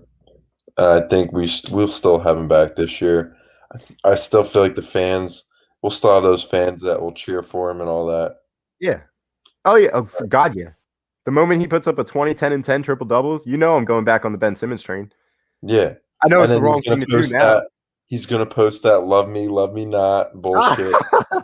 And then I'm going to hate him even more. And I'm just going to hate being on the podcast because you're going to start saying some bullshit and saying, I'm going to start going at J-Love again. We should trade him. Then he's going to shoot again in the playoffs. And I can't help myself. I told you so. Yeah. It's probably what's going to happen. I hope not. I hope Ben Simmons becomes very successful with the Sixers. I hope he does. I don't want him to fail. I don't want to. I know he's a shitty person, shitty attitude, but if he gets better and the team's doing good and we win a chip with him, I don't know, Mac. He might. Be a possibility. The yips. That's what it's going to be. He's going to be diagnosed with the yips. Yeah, he's working out with Rondo shooting, yeah. What is it? He's going to practice his the worst possible guy you could work out. Yeah. A 3-point shot. He's teaching him how to pass right to your small forward that's standing 2 feet from how to pass right into the rim. He's teaching him. I think the moment of the game when it was changed was when we traded 1 point for 2. Joel Embiid with the ultimate dagger. That was so passive aggressive. But that was in the heat of the moment. And he was completely right for saying that. Yeah. He said, it kind of reminded me of like LeBron J.R. Smith situation. Yeah, that was bad. Looking over at That coach. was What the hell is this bad, guy dude. doing? What is this guy doing? Although I'm taking J.R. Smith on this team over Ben Simmons any day of the week. And his personality is the opposite of Philly. It is. And I apologize to everybody that I battled tooth and nail with this guy. Even you, Evan, I apologize. Yes. But the only thing is I'm not trading him for slop. Yeah, he can force his way out all he wants. I'm not trading him for slop. I agree. But I mean, if he intends and says that he doesn't want to play for this team, like Portland, he said he didn't want to play for Portland. Would he get better for a team like that? Like, would he show really what all he has? Like, what's going to be different than being here in Philly if he went to Portland? I don't really see any difference. But if he goes to LA, harder competition out west. Yeah, that's the only difference. I mean, you'll play LA more times. You'll be in California more times. You'll be close to whoever the fuck you're dating, whoever it is that you're dating. After that, I'll be so. Then I can't wait till he returns to Philly when we play him. I want to see what the crowd's like.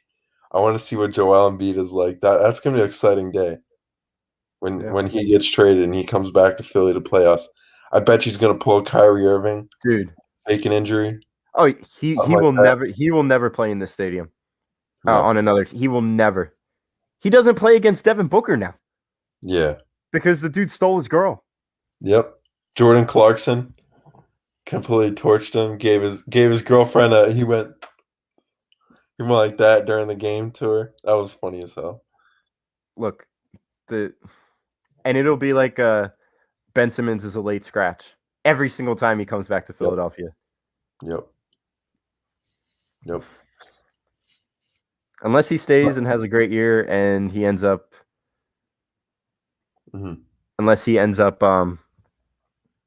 having just a bounce back year and he starts shooting the lights out of the gym and it carries into the postseason.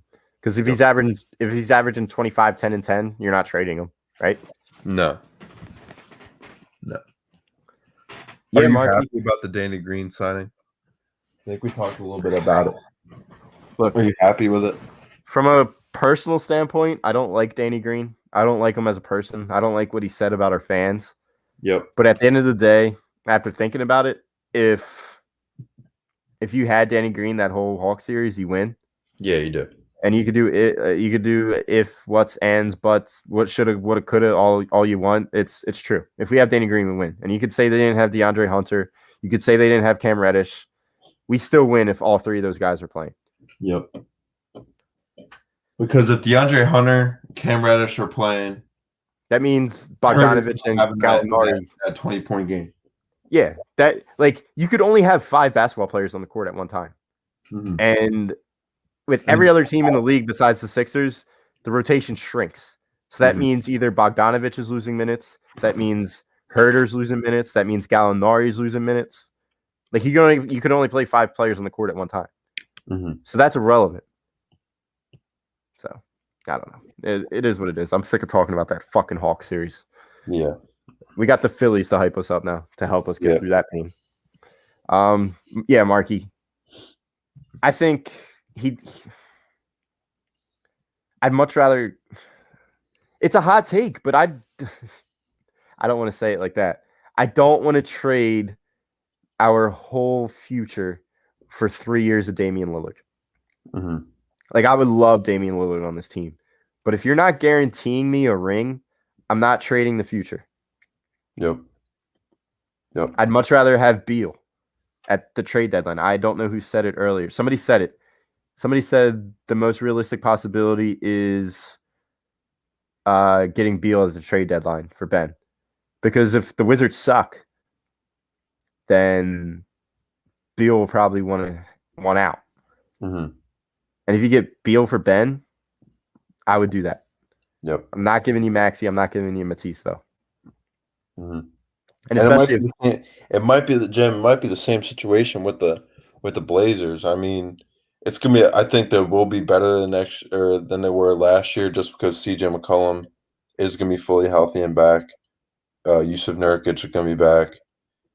But if they're like not close to the playoffs, I can see something happening to whereas we wouldn't have to give up as much for Dame because we won out. But there's other teams that can give out way better packages. Like I don't really know why they wouldn't go on that Jaylen Brown trade with the Celtics. I mean, I take Jaylen Brown over Ben Simmons. But I don't think you're going to be trading him in the division. Yeah, no, I'm talking about the Blazers. Oh, Blazers. Yeah, the Dame to the Celtics. Like, if Dame goes to the Celtics, we're in trouble. Yeah. Wow. Yeah, Atlanta PTSD is real. J-Love, I think the only reason why I've gotten over it a little bit is because of the Phillies. Mm-hmm. Because that was a tough experience. I think that's worse than the Kawhi shot. I don't really remember 2003 with the NFC Championship game. 2009 against the Yankees, we were still on our hangover with the World Series, so it didn't hurt as much as that. Mm-hmm. Yeah, dude. That Atlanta series was a tough one. Yeah. What up, Don Don? Yeah, there's a lot of people. We should have a therapy session. Well, one of these days before football season, we all just need to vent about the Atlanta series. No arguing about Ben. No arguing about anybody else. We just need to sit and talk about how we feel and how much that Atlanta series let us down. I don't think that's the same tier as the Kawhi bounce, though. I think that's just that's a whole different tier. The only thing is, it's more long-term pain for the Atlanta. No, it's actually more short-term pain. 2010 against the Blackhawks. But it hurts more. But if you really think about that Kawhi bounce, that was if we would have won. Hypothetically, we could have won the championship that year. Yeah. So, yeah, Game 6 against the Blackhawks at home. If you win another overtime winner in Game 6 at home, there's no reason why we shouldn't have won a cup in 2010 in Game 7 at Chicago. But it's sometimes how the puck rolls, and that was an incredible shot by Patrick Kane. So that one hurt a lot too. But I still think that 7-game series against Atlanta hurt just a little bit more than the Kawhi shot, only because it's the Hawks. Yep. It's the Hawks. That was supposed to be us. Mm-hmm. I know 2018 versus the Saints is a hot one too. I don't know. There's been a lot of painful moments, man. I mean, even that Boston sweep. Yeah, that's. I mean, we were a young team.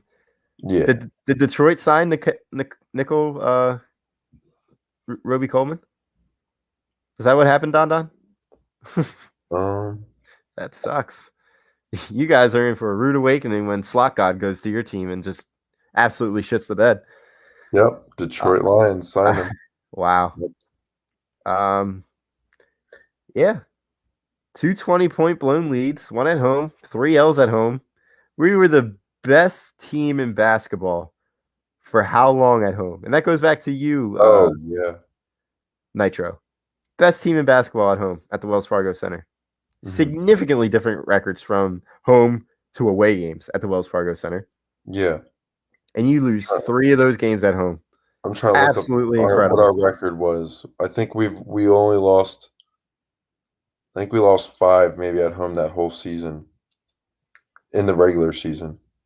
Slot God. Yeah. Come on, you guys have Okuda. And yeah, the Slot God. I think you guys have one of the best backwards. 2018 versus the Saints. That one hurt. It did. That one did hurt. Since we were out 14-0 in the first quarter. Yeah, and the real Slot God made the play. Yeah. Strapo. That one hurt, but I still think we were on our Super Bowl high. And look, we still are on our Super Bowl high. So I can't say that hurts more than any of those Sixers losses, especially that Flyers loss in 2010. Yep. I was not alive in 1993, but I know that hurts. Mitch Williams threw that pitch. I know that. 1-0. Lost that series. Mhm.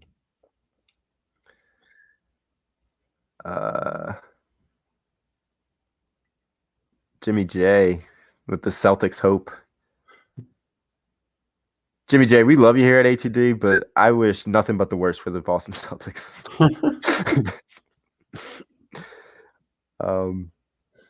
I think another time where like it was that bad is when Ryan Howard got hurt in 2009.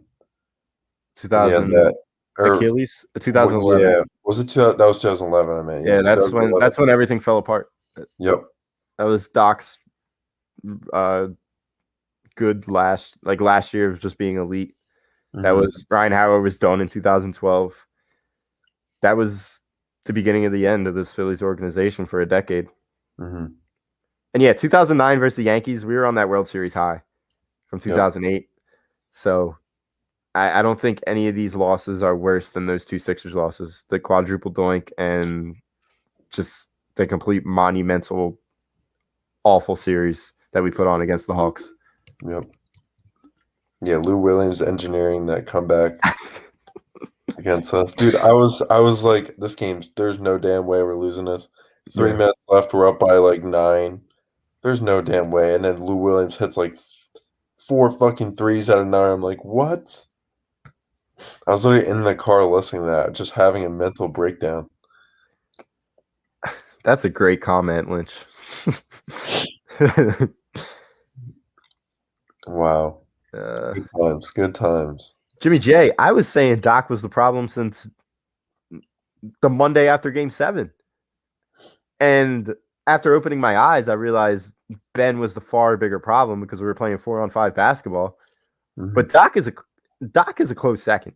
Yeah. Playing a 10-man rotation in Game 7, throwing Shake Milton out there in the second half of a Game 7 where he didn't play at all in the first half, having Furkan Korkmaz in a Game 7 rotate in the starting lineup. Yeah. In a Game 7. Wow. Just think about all the mistakes he must that have been Dr. made. The worst games. I love Furk, but he must have been the worst Game 7 starter as a first seed that's ever played. I think so. I think you're right. I absolutely think you're right. Like a first seed in a 7-game series where you have to win that game, and you play Ferg. Yeah, he's better off the bench. Like no matter what anyone says, no matter what I say, I troll sometimes, but I don't think he should play in that series. Or if he does, that's only if Danny Green. I mean, Danny Green was hurt. That was the only reason why he got minutes like that. But if Danny Green played, he wouldn't have had minutes. Yeah. 27-10. Was it there to open the game? It was a kick return for a touchdown for the Eagles, and then they ended up losing like that.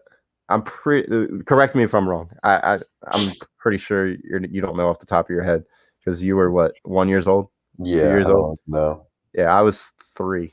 I forgot what I ate for breakfast this morning, so I had Special K with banana. It was good.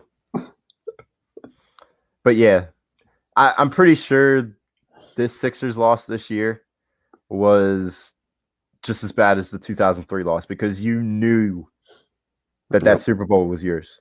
You knew it. And you fucking blew it against an inferior opponent. And of course, we can't forget 2004 versus the Patriots. The first sports moment that I truly remember was crying my eyes out after we lost the Super Bowl. That's the first sports moment I ever remember. I was 5 years old. Yeah, I didn't really understand. So Philly Sports Fashion. I am 21 years old, turning 22 in November. I'm 20. I'm 20. So, we've experienced a good Phillies run. We experienced Eagles NFC Championship after NFC Championship. We experienced a Super Bowl. We experienced a Flyers Cup run. And we experienced the process with the Sixers. Yep. So I guess it could be worse. Yeah. The only thing I don't get is all the old heads that are like 40 plus that complain about or 40, 45, 50. All the old heads that say they had it harder. I don't agree with that at all. I mean, if you saw all those championships in the 80s with the Sixers, The the championship Flyers, runs, yeah. Phillies. 1980, every team made it to the championship. Yeah. Yeah. And when we were really too young to understand 2004 maybe, but besides the Super Bowl, everything after that was just painful. I mean, yeah, we did the Phillies championship and the Phillies championship. we did see the best stretch of Phillies baseball in their franchise history. We were able to experience that. We were able to comprehend that. But one championship came out of that at the end of the day. Yeah. And each year you progressively had a downfall. 2009, you made it to the World Series again. 2010, you made it to the NLCS against Cody Ross and the freaking Giants. Mm-hmm. And then 2011, you met David Freese and the St. Louis Cardinals in 2011 in the NLDS. Yep. So each time you lost after the World Series win, you lost to the World Series champion of that year. And then since then, it's been nothing. Since 2011, it's been a process for the Sixers. Since 2011, we've been drafting horrible in the farm system. Since 2011, the Eagles won a Super Bowl. But since that Super Bowl, we experienced one of the most polarizing sports figures that this sports city has ever seen in Carson Wentz. We're experiencing Ben Simmons, who is another, probably number 2, the most polarizing sports figure in this city. And then you got the Flyers, who are the most mediocre flip-flop team that we've seen. One year they're in the playoffs, next year they're not. It's happened for 12 years now. Yep. So it's been a this is why we're putting all of our eggs in the Phillies basket right now. All the Phillies eggs in our basket right now. Cheer for. We have nothing else to cheer for. The Eagles we want the Eagles to have a great season, but we just don't know what to expect. You only had 4 wins last season, and you just don't know what to expect with all these young guys with injuries and all this other stuff. So really, that's the only thing we can do is put all the eggs in one basket with the Phillies right now. Yeah, because that's the only team that's playing. If you think about it. So, Don was a good question. So, city consensus, I think it is Eagles, Sixers, Phillies, Flyers. Yep. My personal opinion, I love them all equally, but what I get most locked into, Eagles, Phillies, Flyers, Sixers. That's mine. I love playoff hockey. I love the environment of playoff hockey. I love the environment when the Phillies are good, because that 2007 to 2011 stretch, that was probably my favorite experience as a Philly sports fan, was just experiencing that whole ride. So that's why they're number 2 for me. Yep. Number 3 would be the Flyers, just because of the environment of playoff hockey. Playoff hockey, yep. 2010 is what got me locked in on the Flyers. And then Eagles are obviously number 1, just because it's everybody's number 1 in this town. And then when it comes to the Sixers, it's just the furthest we've seen is second round exit our whole life. Second round exit.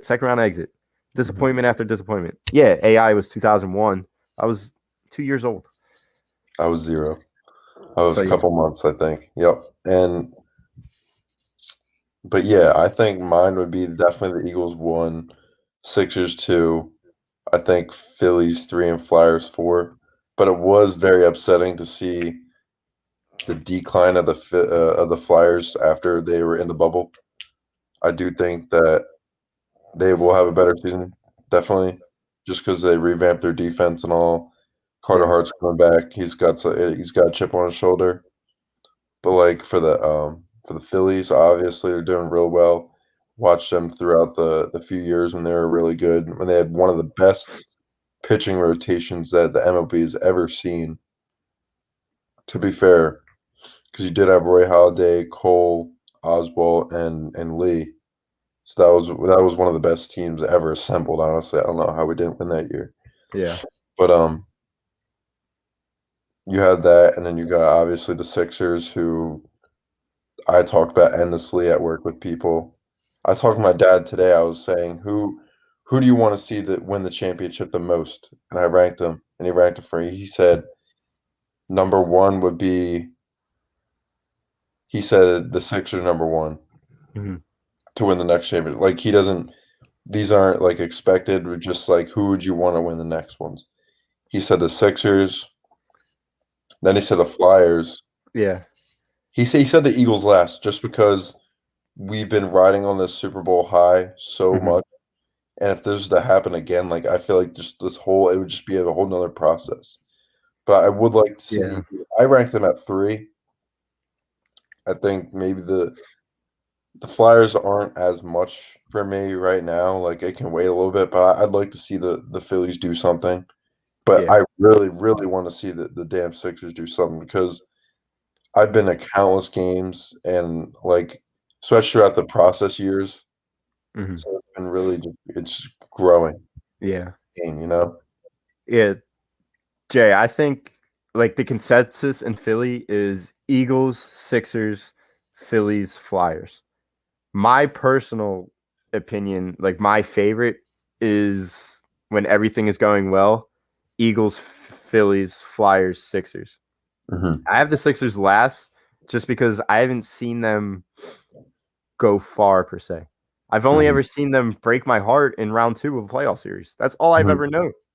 Whether it was Boston after we beat the Bulls in Game 7, whether it was Boston sweeping us again after Miami when it was Joe and Ben's like first ride at the playoffs, whether it was the quadruple doink, whether it was blowing it against Atlanta.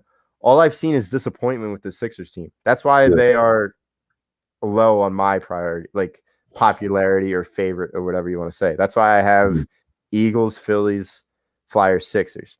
Now, the one thing I want to say about Philly sports passion, he says he's in the minority having Eagles not in first. I think that the Phillies are the next up as most people's number 1. Do you know what I'm trying to say? Yeah. So like most people have Eagles number 1, but second place for being number 1, I think are the Phillies. What did you say yours were?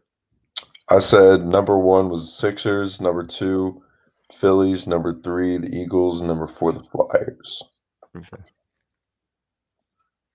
So it's kind of opposite of what you got. Yeah. It's kind of but yeah, it's I don't know. A lot of people have different opinions.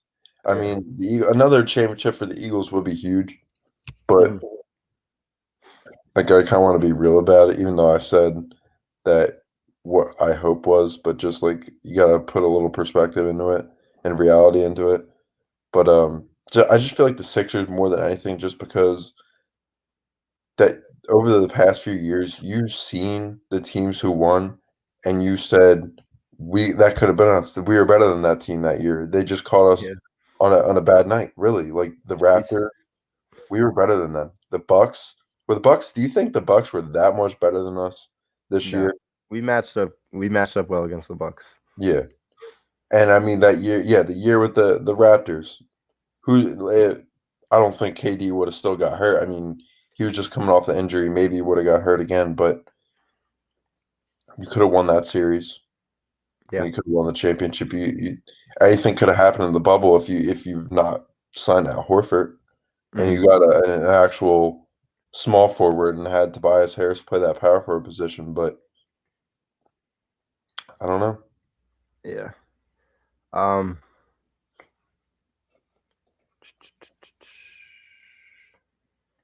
Jay has Eagles, Sixers, Phillies, Flyers.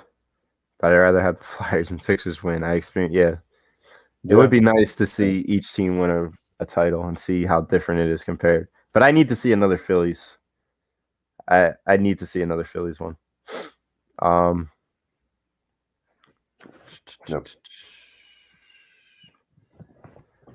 One thing I do have to say about Ben Simmons to wrap up the show is he didn't want to play in Australia for whatever, or he didn't want to play for Australia in the Olympics for whatever reason, which the thing that makes him even more soft is Devin Booker, Drew Holiday, just played playoff wars.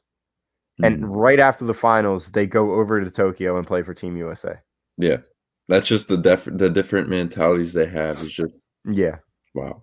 So I just needed to say that on the show tonight, just to bring into perspective, to show everybody that I'm not a part of Ben's legal team anymore. I fully understand the hate that we have for him, but I'm still on the Greg side of things, saying I'm not trading him for a bag of chips. I'm not trading him for a bottle of cherry Dr. Pepper. I'm not trading him for any of that. I think the ideal trade is to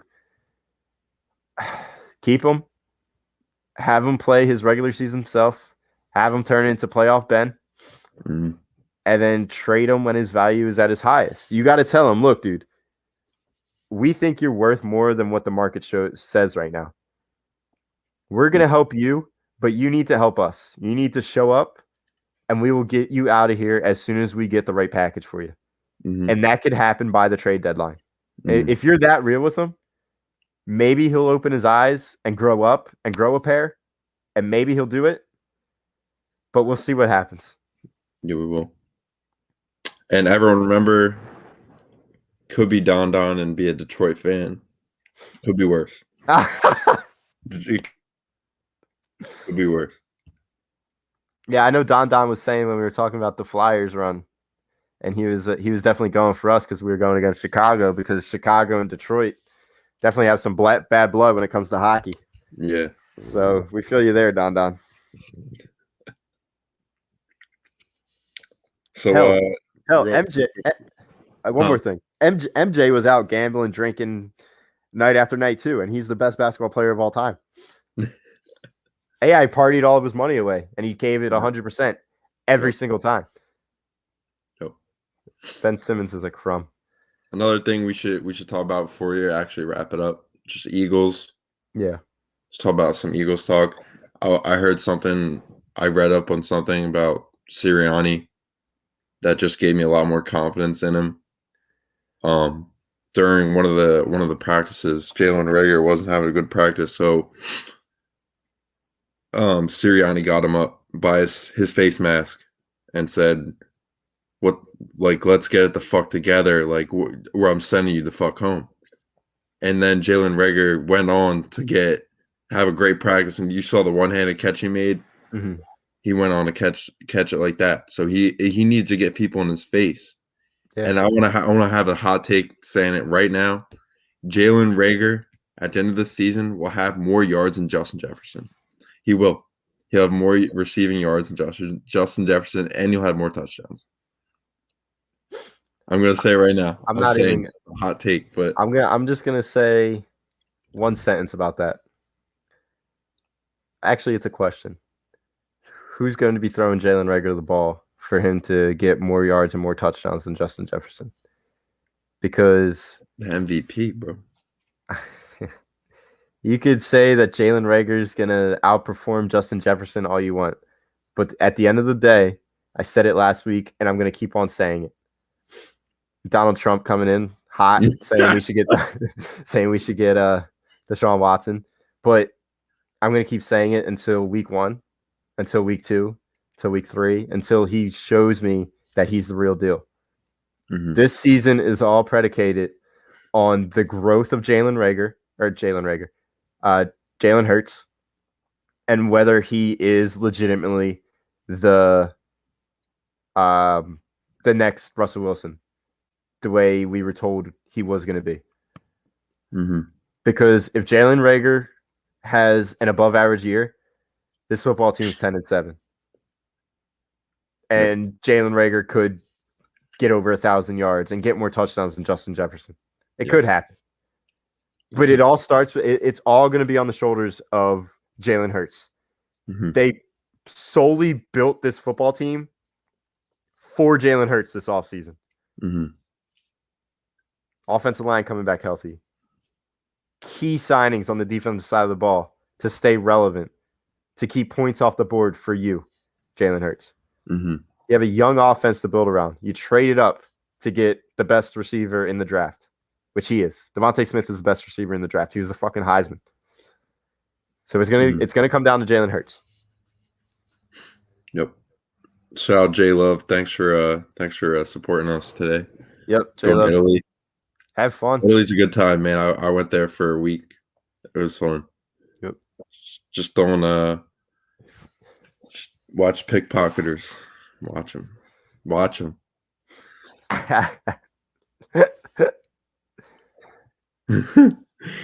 So, some would say that's a cold take, Philly Sport Passion, but I can hear what he's saying because everything's built around this offense. You have two you have two top 10 tight ends in the league. You have a running back that this whole fan base thinks he's a top 10 running back in the league. You have a top 5 offensive line when healthy, maybe top 3. Debatably the best offensive line when healthy. You have Devontae Smith, who's going to be getting all of the attention on the one side. And then you got Jalen Reagor that you could use as a decoy. Mm-hmm. So I think that's just going to be that factor because if you have everybody trying to guard Smith, trying to guard Goddard, if they double team Goddard or Ertz, like if you have Ertz on there too, I think Rager's going to be that deep ball threat. Mm-hmm. When I think just like that play against the Cowboys, there'll be a few plays like that this year.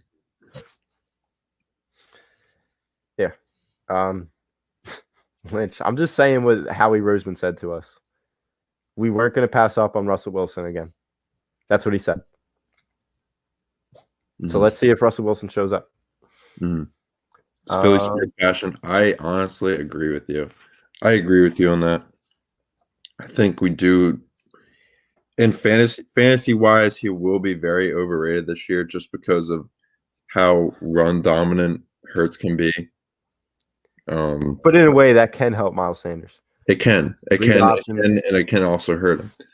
But like Sanders this season, I really hope he practiced on catching the balls. Now that they'll be a little bit more accurate passer, I guess. Maybe we'll see. Maybe instead of 10 feet over him, it'll only be 5 feet over him compared to Carson last year. All right. But Miles had a lot of drops last year. He did. They may not have been perfect passes, but when the ball hits both your hands and your feet are still on the ground, you catch the ball. Yep.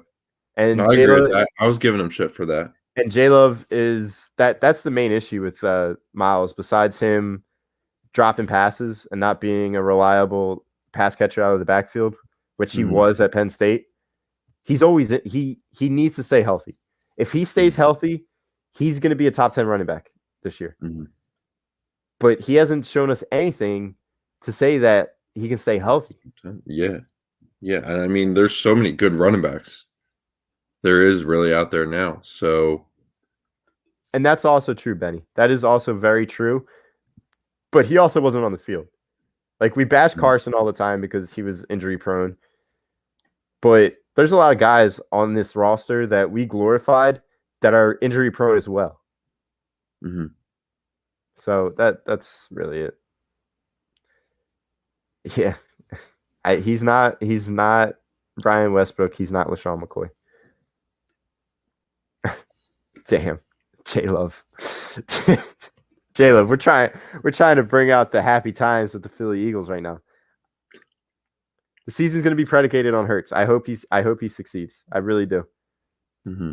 And this statement, I might as well get it tattooed on my forehead. So we'll see about that one.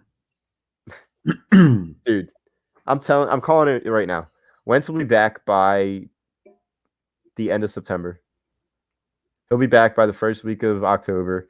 He'll play 70% of the snaps. He'll make the playoffs. We'll get our first round pick. Colts will make it to the NFC Championship game. And Wentz will have a breakout year. He will. Mm-hmm. It's going to happen. Now, let me ask you one question on Hurts. Do you think Hurts has more throwing touchdowns or more running touchdowns?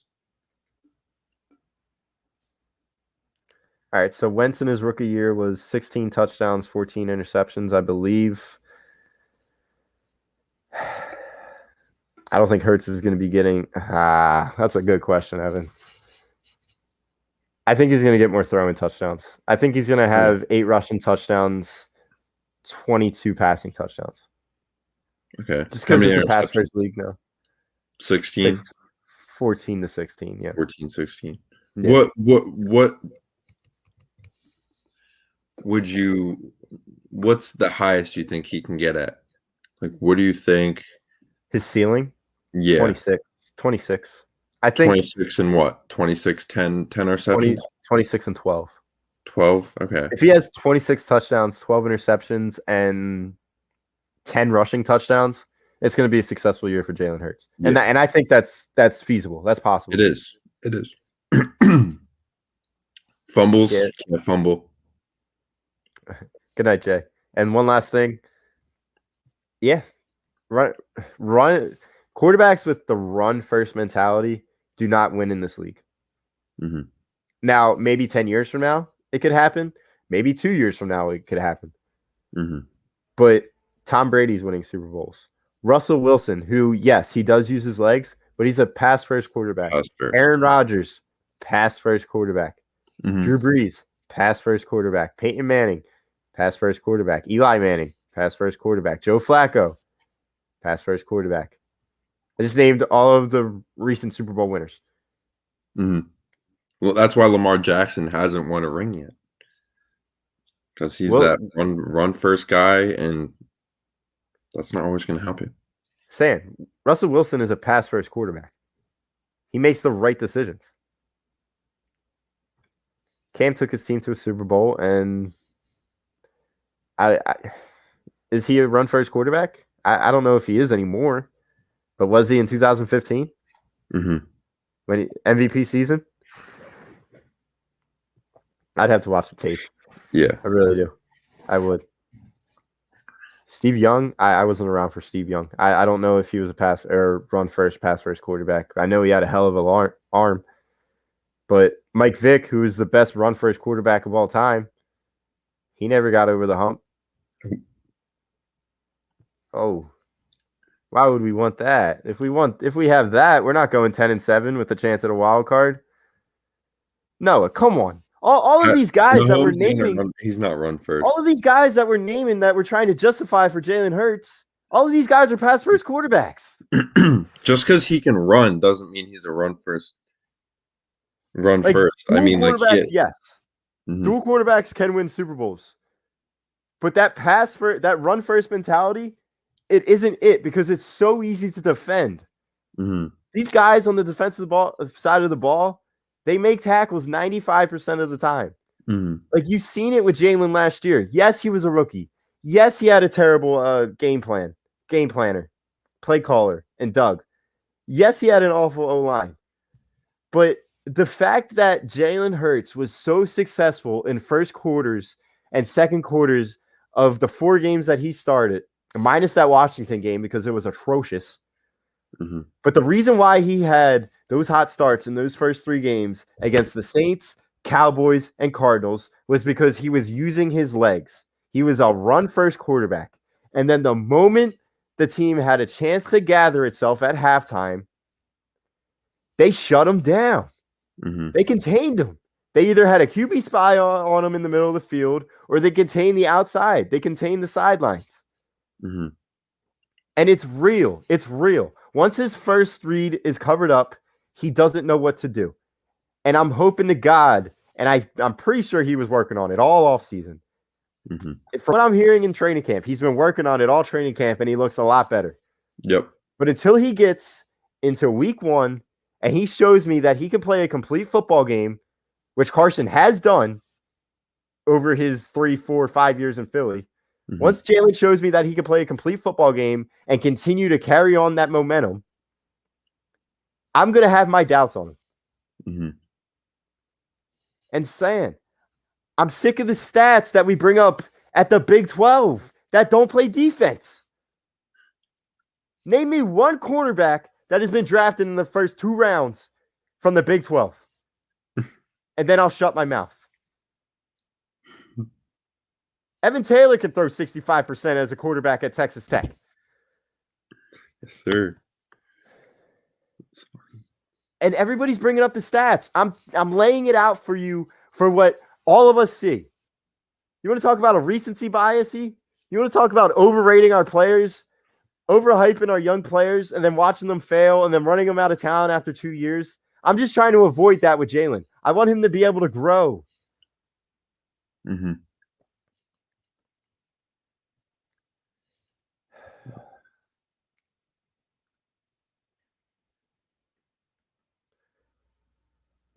And you want to know what happened to Mahomes? He lost his left tackle and he lost his right tackle. And he looked a lot like Carson Wentz did. And that Super Bowl, that's what Carson Wentz looked like all season. Mm-hmm. Because he didn't have a left tackle, a right guard, a left guard, a wide receiver 1, a wide receiver 2, an RB1. Mm-hmm. Like a lot of people forget. A lot of people just want to fit stuff in and talk about stuff because it fits their narrative. How is it a shit take? How is it a shit take? Mr. Wing, I'm hoping he fixes it. But until then, I can't say that he's going to take us over the hump or he's our franchise quarterback.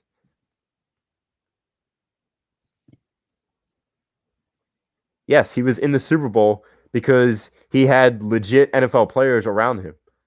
I'm not saying they were all pro guys, but he had a starting left tackle and a starting right tackle. And then the moment you lose both of them, yeah, you're going to fuck up and you're going to look shitty, especially against a defense like Tampa Bay. Yeah.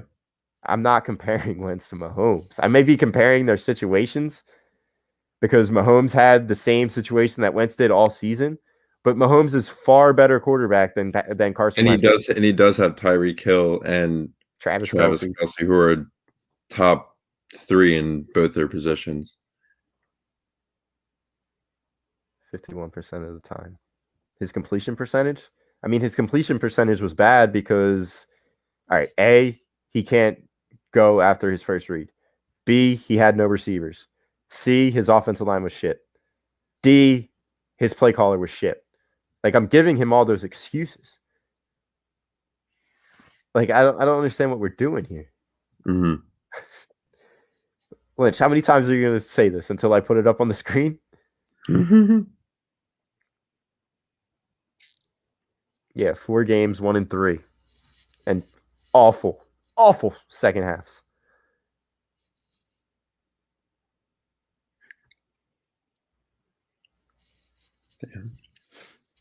Damn. Jay said goodnight like 3 times. This man. Yeah, and then he doesn't want to leave. And then Jalen Hurts' legal team came in hot at the end of the show, 2.5 hours in. So, wow. Guys, it was fun. It was a fun way to end the show.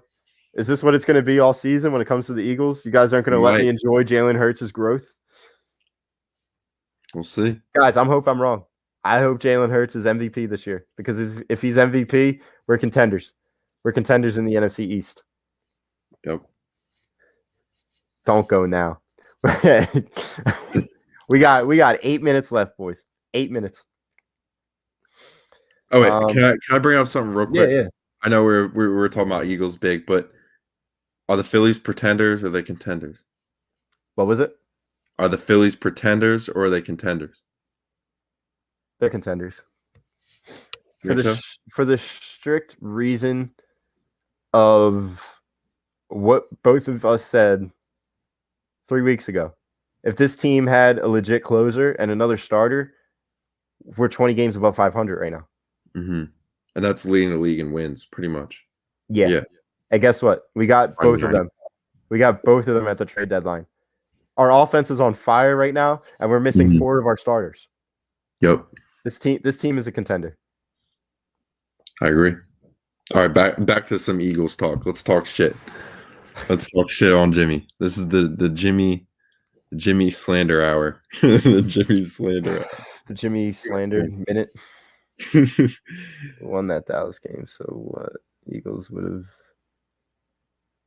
Mr. Wing, it would have been nice if Jalen Hurts can get a start in the playoffs. No? It would have been nice for that Washington game to be meaningful. No? Because that Washington game would have been for the NFC East. Mm-hmm. That would have been great experience. Yeah. Like, I don't understand what all these excuses are. I don't think the whole team is ready for a playoff run at all. Like, I know the playoff experience is very important, but at the end of the day, like, if your first playoff game, you get absolutely demolished. I'd rather just not even make the playoffs, honestly. Like if you just get absolutely killed in the first game of the playoffs, you don't really get that much out of that. You get the experience and all that, but at the same time, it can also kill your confidence. I mean, yeah, that's a good point. But could you imagine how much less doubt we'd have if Jalen could have taken us, which was a legit possibility. Would we have played the Bucks the first round? We would have played the Buccaneers the first round. Well, who did Washington? Yeah, Washington played the Bucks. Yeah, we would have played the Buccaneers at Philadelphia. Tom Brady. Well, look at what Taylor Heineke did against the fucking Buccaneers. Yeah, he earned himself a 2-year deal to be a backup. Mm-hmm. You're telling me that Jalen Hurts isn't as good as Taylor Heineke? I don't know. I hope so.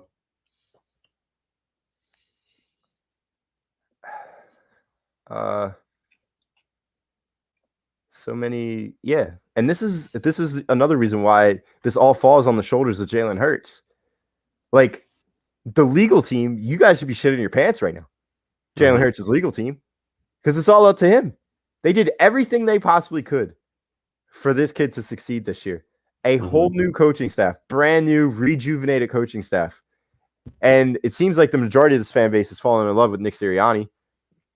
They signed the kid's freaking Jalen Hurts' quarterback coach from Florida, for God's sake, to be the quarterback coach. They've brought everything to Jalen Hurts. It's time to see what he's got. You got the best. You got the Heisman winner at wide receiver for him. You got a top 10 running back in Miles Sanders. You got 2 top 10 tight ends. You got a top 3 offensive line when healthy. You got in my opinion, a top 10 defense with all those guys on all those veterans on 1-year deals. You got all of it. So we'll see what happens. We'll see what happens, guys. I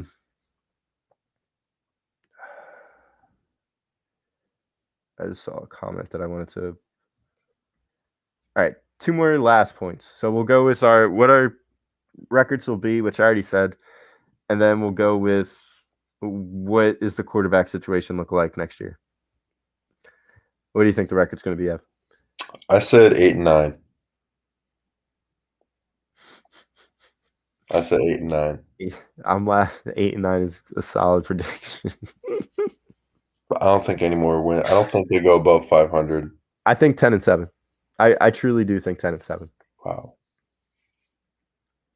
I think you must have a lot of confidence in Jalen. All right, so let's go.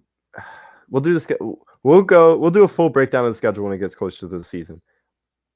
So I'm not even going to say anything, but I think I'm saying 10-7. We talked about it a few weeks ago. Yeah, we'll go in depth at the schedule, and we will say win or loss. We'll write it down. We'll do everything. Last question.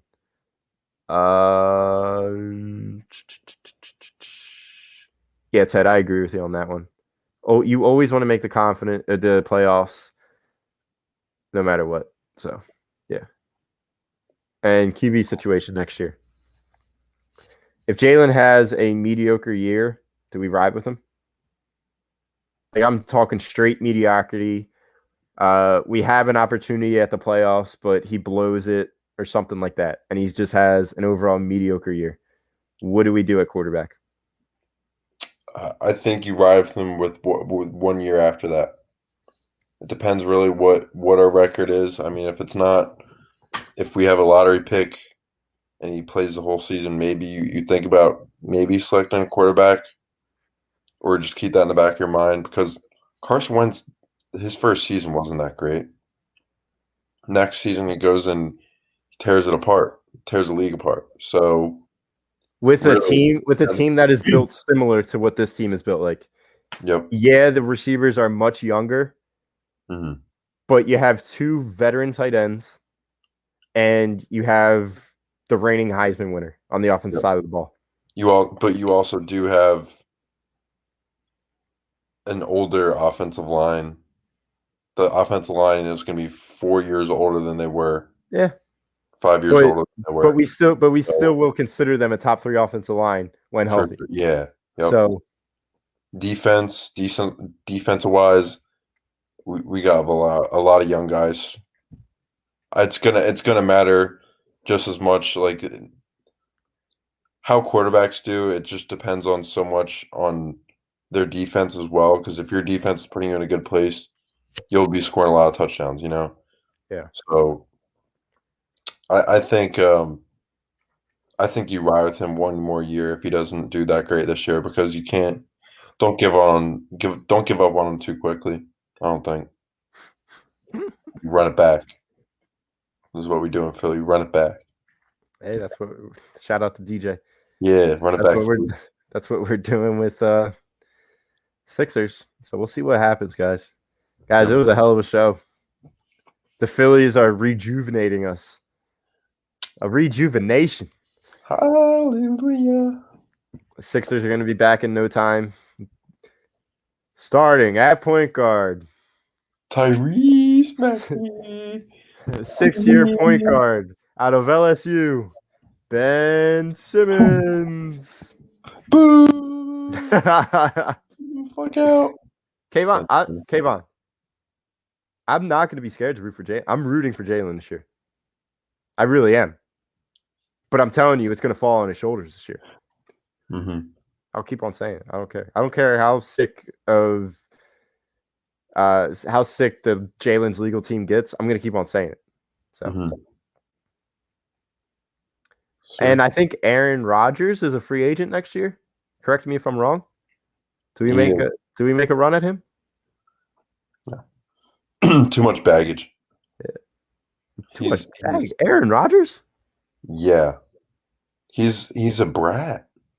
He has the right to be being one of the best, a top 10 best quarterback of all time. But in my opinion, he's when you're bitching about that you have nobody, when you have a fringe top, maybe a top 8 tight end, but the best wide receiver in the league and a very good offensive line, and you're bitching about signing defensive players, like why do you think that you guys didn't make the playoffs these last few years? Or no, you did make playoffs but didn't win anything. Your defense sucked. That's the only reason why, not the offense. Yeah. Aaron Jones, he's a top 10 running back. Top 10 running back. But Aaron Rodgers, I think if it fails again this year, he's going to ask out. Yep. And you know what I'm thinking, Jimmy? I think we have the real estate to get him. If something happens, I think they just do a trade, just a straight up swap with Wilson. Kayvon gave you a buddy. I think it's debatable. I don't think it's worthy to call somebody a buddy for saying Devontae Adams is the best receiver in the league. It's very debatable. Buddy. That's a violation. Yeah, that's not I don't like that. But like you could call Evan buddy on every other sports take that he has, but that's a legitimate take. It's not a hot take. Devontae Adams is one of the best receivers in the league. You get it, buddy. Wow. I had one more train of thought and I lost it. Aaron Rodgers. He is a better quarterback in terms of just watching the game of football. Watching a game of football, he is a better quarterback than Tom Brady. He's not more successful than Tom Brady, but he's a better quarterback than Tom Brady. Mm-hmm. And that might be a hot take, but that's just me watching with my own eyes. Mm-hmm. I think a lot of people have that. So yeah. Okay, man, we're just trolling with you. We're just trolling. I don't really care. It's all right. At least he didn't call you pal or Haas. Sport calls it. What's up, sport? So you think Rodgers is better than Brady? Yeah, he's not more successful than Brady, obviously, but I think Rodgers is better. So more you think talented. if Rodgers was put in that same situation as Brady, come over, take over for the Patriots for Drew Bledsoe, you think that legit Aaron Rodgers would have done the same thing? I don't think Aaron Rodgers would have lost to Eli Manning twice and then lost to Nick Foles. Nick Foles. So I could see that.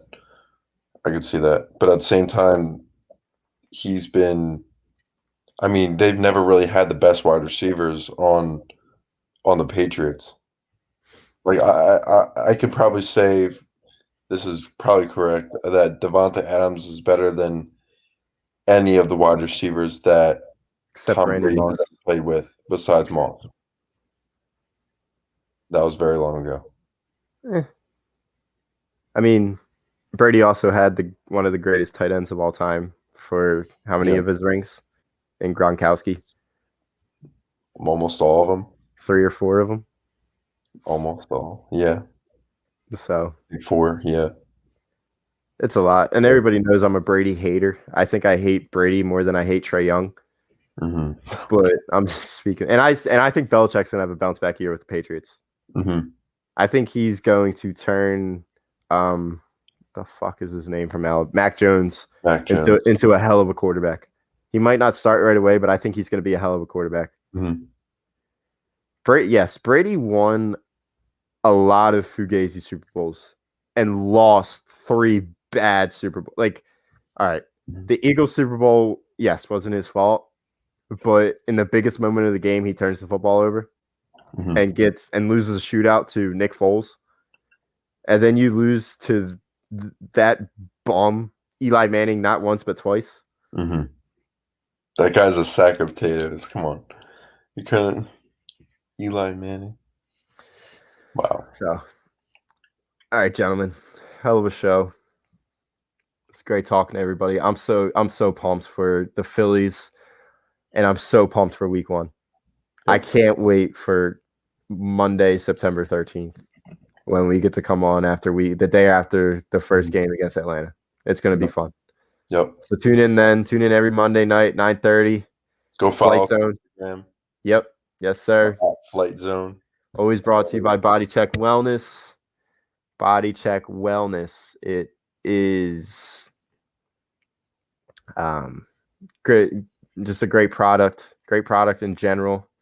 You got a bunch of things that you could get from it. You got topicals, hemps, you name it, we got it. Gummies.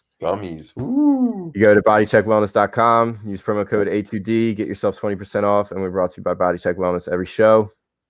Make sure you check out every show on A2D Radio. We have a show every night. We have a show every day. Make sure you guys tune in. Become a member. $9.99 a month. You get all that money back from the boys at Money Pot Podcasts. You get appearances on shows, jersey giveaways. You name it, we got it. It's a fun show, guys. Have a great rest of your night. We'll see you. We'll see you next Monday. We'll talk about it. We'll talk about Peace it. out, Eagle City. Thank you, Noah. Thank you, Mr. Wing, Jay, Benny's Nation, fellas. Fellas, how many times do I say fellas in a show? Buddies. Yeah, buddy. Pals, hosses. Sports. All right. Have a great one, guys.